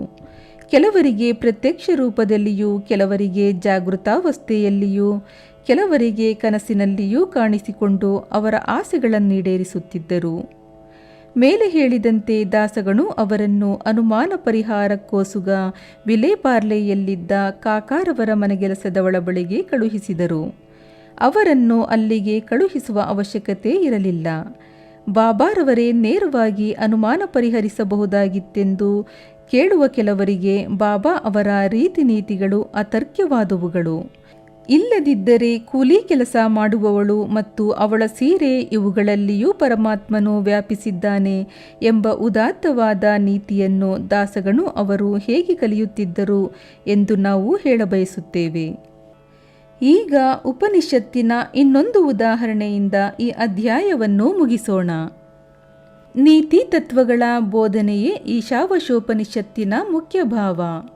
ಅದರಲ್ಲಿರುವ ಆಧ್ಯಾತ್ಮಿಕ ಜ್ಞಾನದ ಆಧಾರದಿಂದ ಈ ನೀತಿ ತತ್ವಗಳು ಹುಟ್ಟಿಕೊಂಡಿವೆ. ಉಪನಿಷತ್ತಿನ ಮೊದಲ ವಾಕ್ಯದಲ್ಲಿಯೇ ಪರಮಾತ್ಮನು ಸರ್ವವ್ಯಾಪಿ ಎಂದು ಹೇಳಲಾಗಿದೆ. ದೇವರು ಸರ್ವವ್ಯಾಪಿ. ಅವನು ದಯಪಾಲಿಸುವುದೆಲ್ಲವೂ ನಮಗೆ ಒಳ್ಳೆಯದೇ. ಅವನು ಕೊಟ್ಟಿರುವುದರಲ್ಲಿ ತೃಪ್ತಿ ಪಡೆಯಬೇಕು ಎಂಬ ನೀತಿ ತತ್ವ ಅಡಗಿದೆ ಈ ಉಪನಿಷತ್ತಿನಲ್ಲಿ. ಶಾಸ್ತ್ರಗಳಲ್ಲಿ ಹೇಳಿರುವಂತೆ ಮಾನವನು ತನ್ನ ಕರ್ಮವನ್ನು ತಾನು ಮಾಡಬೇಕು, ಕರ್ಮಭ್ರಷ್ಟನಾಗಬಾರದು ಎಂಬುದು ನೀತಿ. ಸೋಮಾರಿತನವು ಉಪನಿಷತ್ತಿನ ಪ್ರಕಾರ ಆತ್ಮವನ್ನು ಕೊರೆಯುವ ರೋಗ. ಉಪನಿಷತ್ತು ಮುಂದುವರಿದು ಯಾರು ತಮ್ಮ ಆತ್ಮದಲ್ಲಿ ಸಕಲ ಜೀವರಾಶಿಗಳನ್ನು ನೋಡಬಲ್ಲರೋ ಮತ್ತು ಜೀವರಾಶಿಗಳಲ್ಲಿ ಆತ್ಮವನ್ನು ಕಾಣಬಲ್ಲರೋ ಅಂಥವರು ಬುದ್ಧಿಗೇಡಿತನದಿಂದ ನರಳಲಾದೀತೆ ಎಂದು ಕೇಳಿದೆ. ಯಾವಾಗ ನಾವು ಸಕಲ ಜೀವರಾಶಿಗಳಲ್ಲಿ ಆತ್ಮವನ್ನು ನೋಡಲಾರೆವೋ ಆಗ ಅಜ್ಞಾನ, ದುಃಖ ಮತ್ತು ಅಸಹ್ಯತೆ ಉಂಟಾಗುತ್ತವೆ. ಸಕಲ ಜೀವರಾಶಿಗಳು ಒಂದೇ ಎಂಬ ಅಂತರ್ಮುಖಿ ದೃಷ್ಟಿಯುಳ್ಳವನಿಗೆ ಪ್ರಾಪಂಚಿಕ ದುಃಖಗಳೇನೂ ಮಾಡಲಾರವು. ಇಲ್ಲಿಗೆ 20ನೇ ಅಧ್ಯಾಯ ಮುಕ್ತಾಯಗೊಳ್ಳುತ್ತದೆ. ಶ್ರೀ ಸಾಯಿ ಪ್ರಣಾಮ.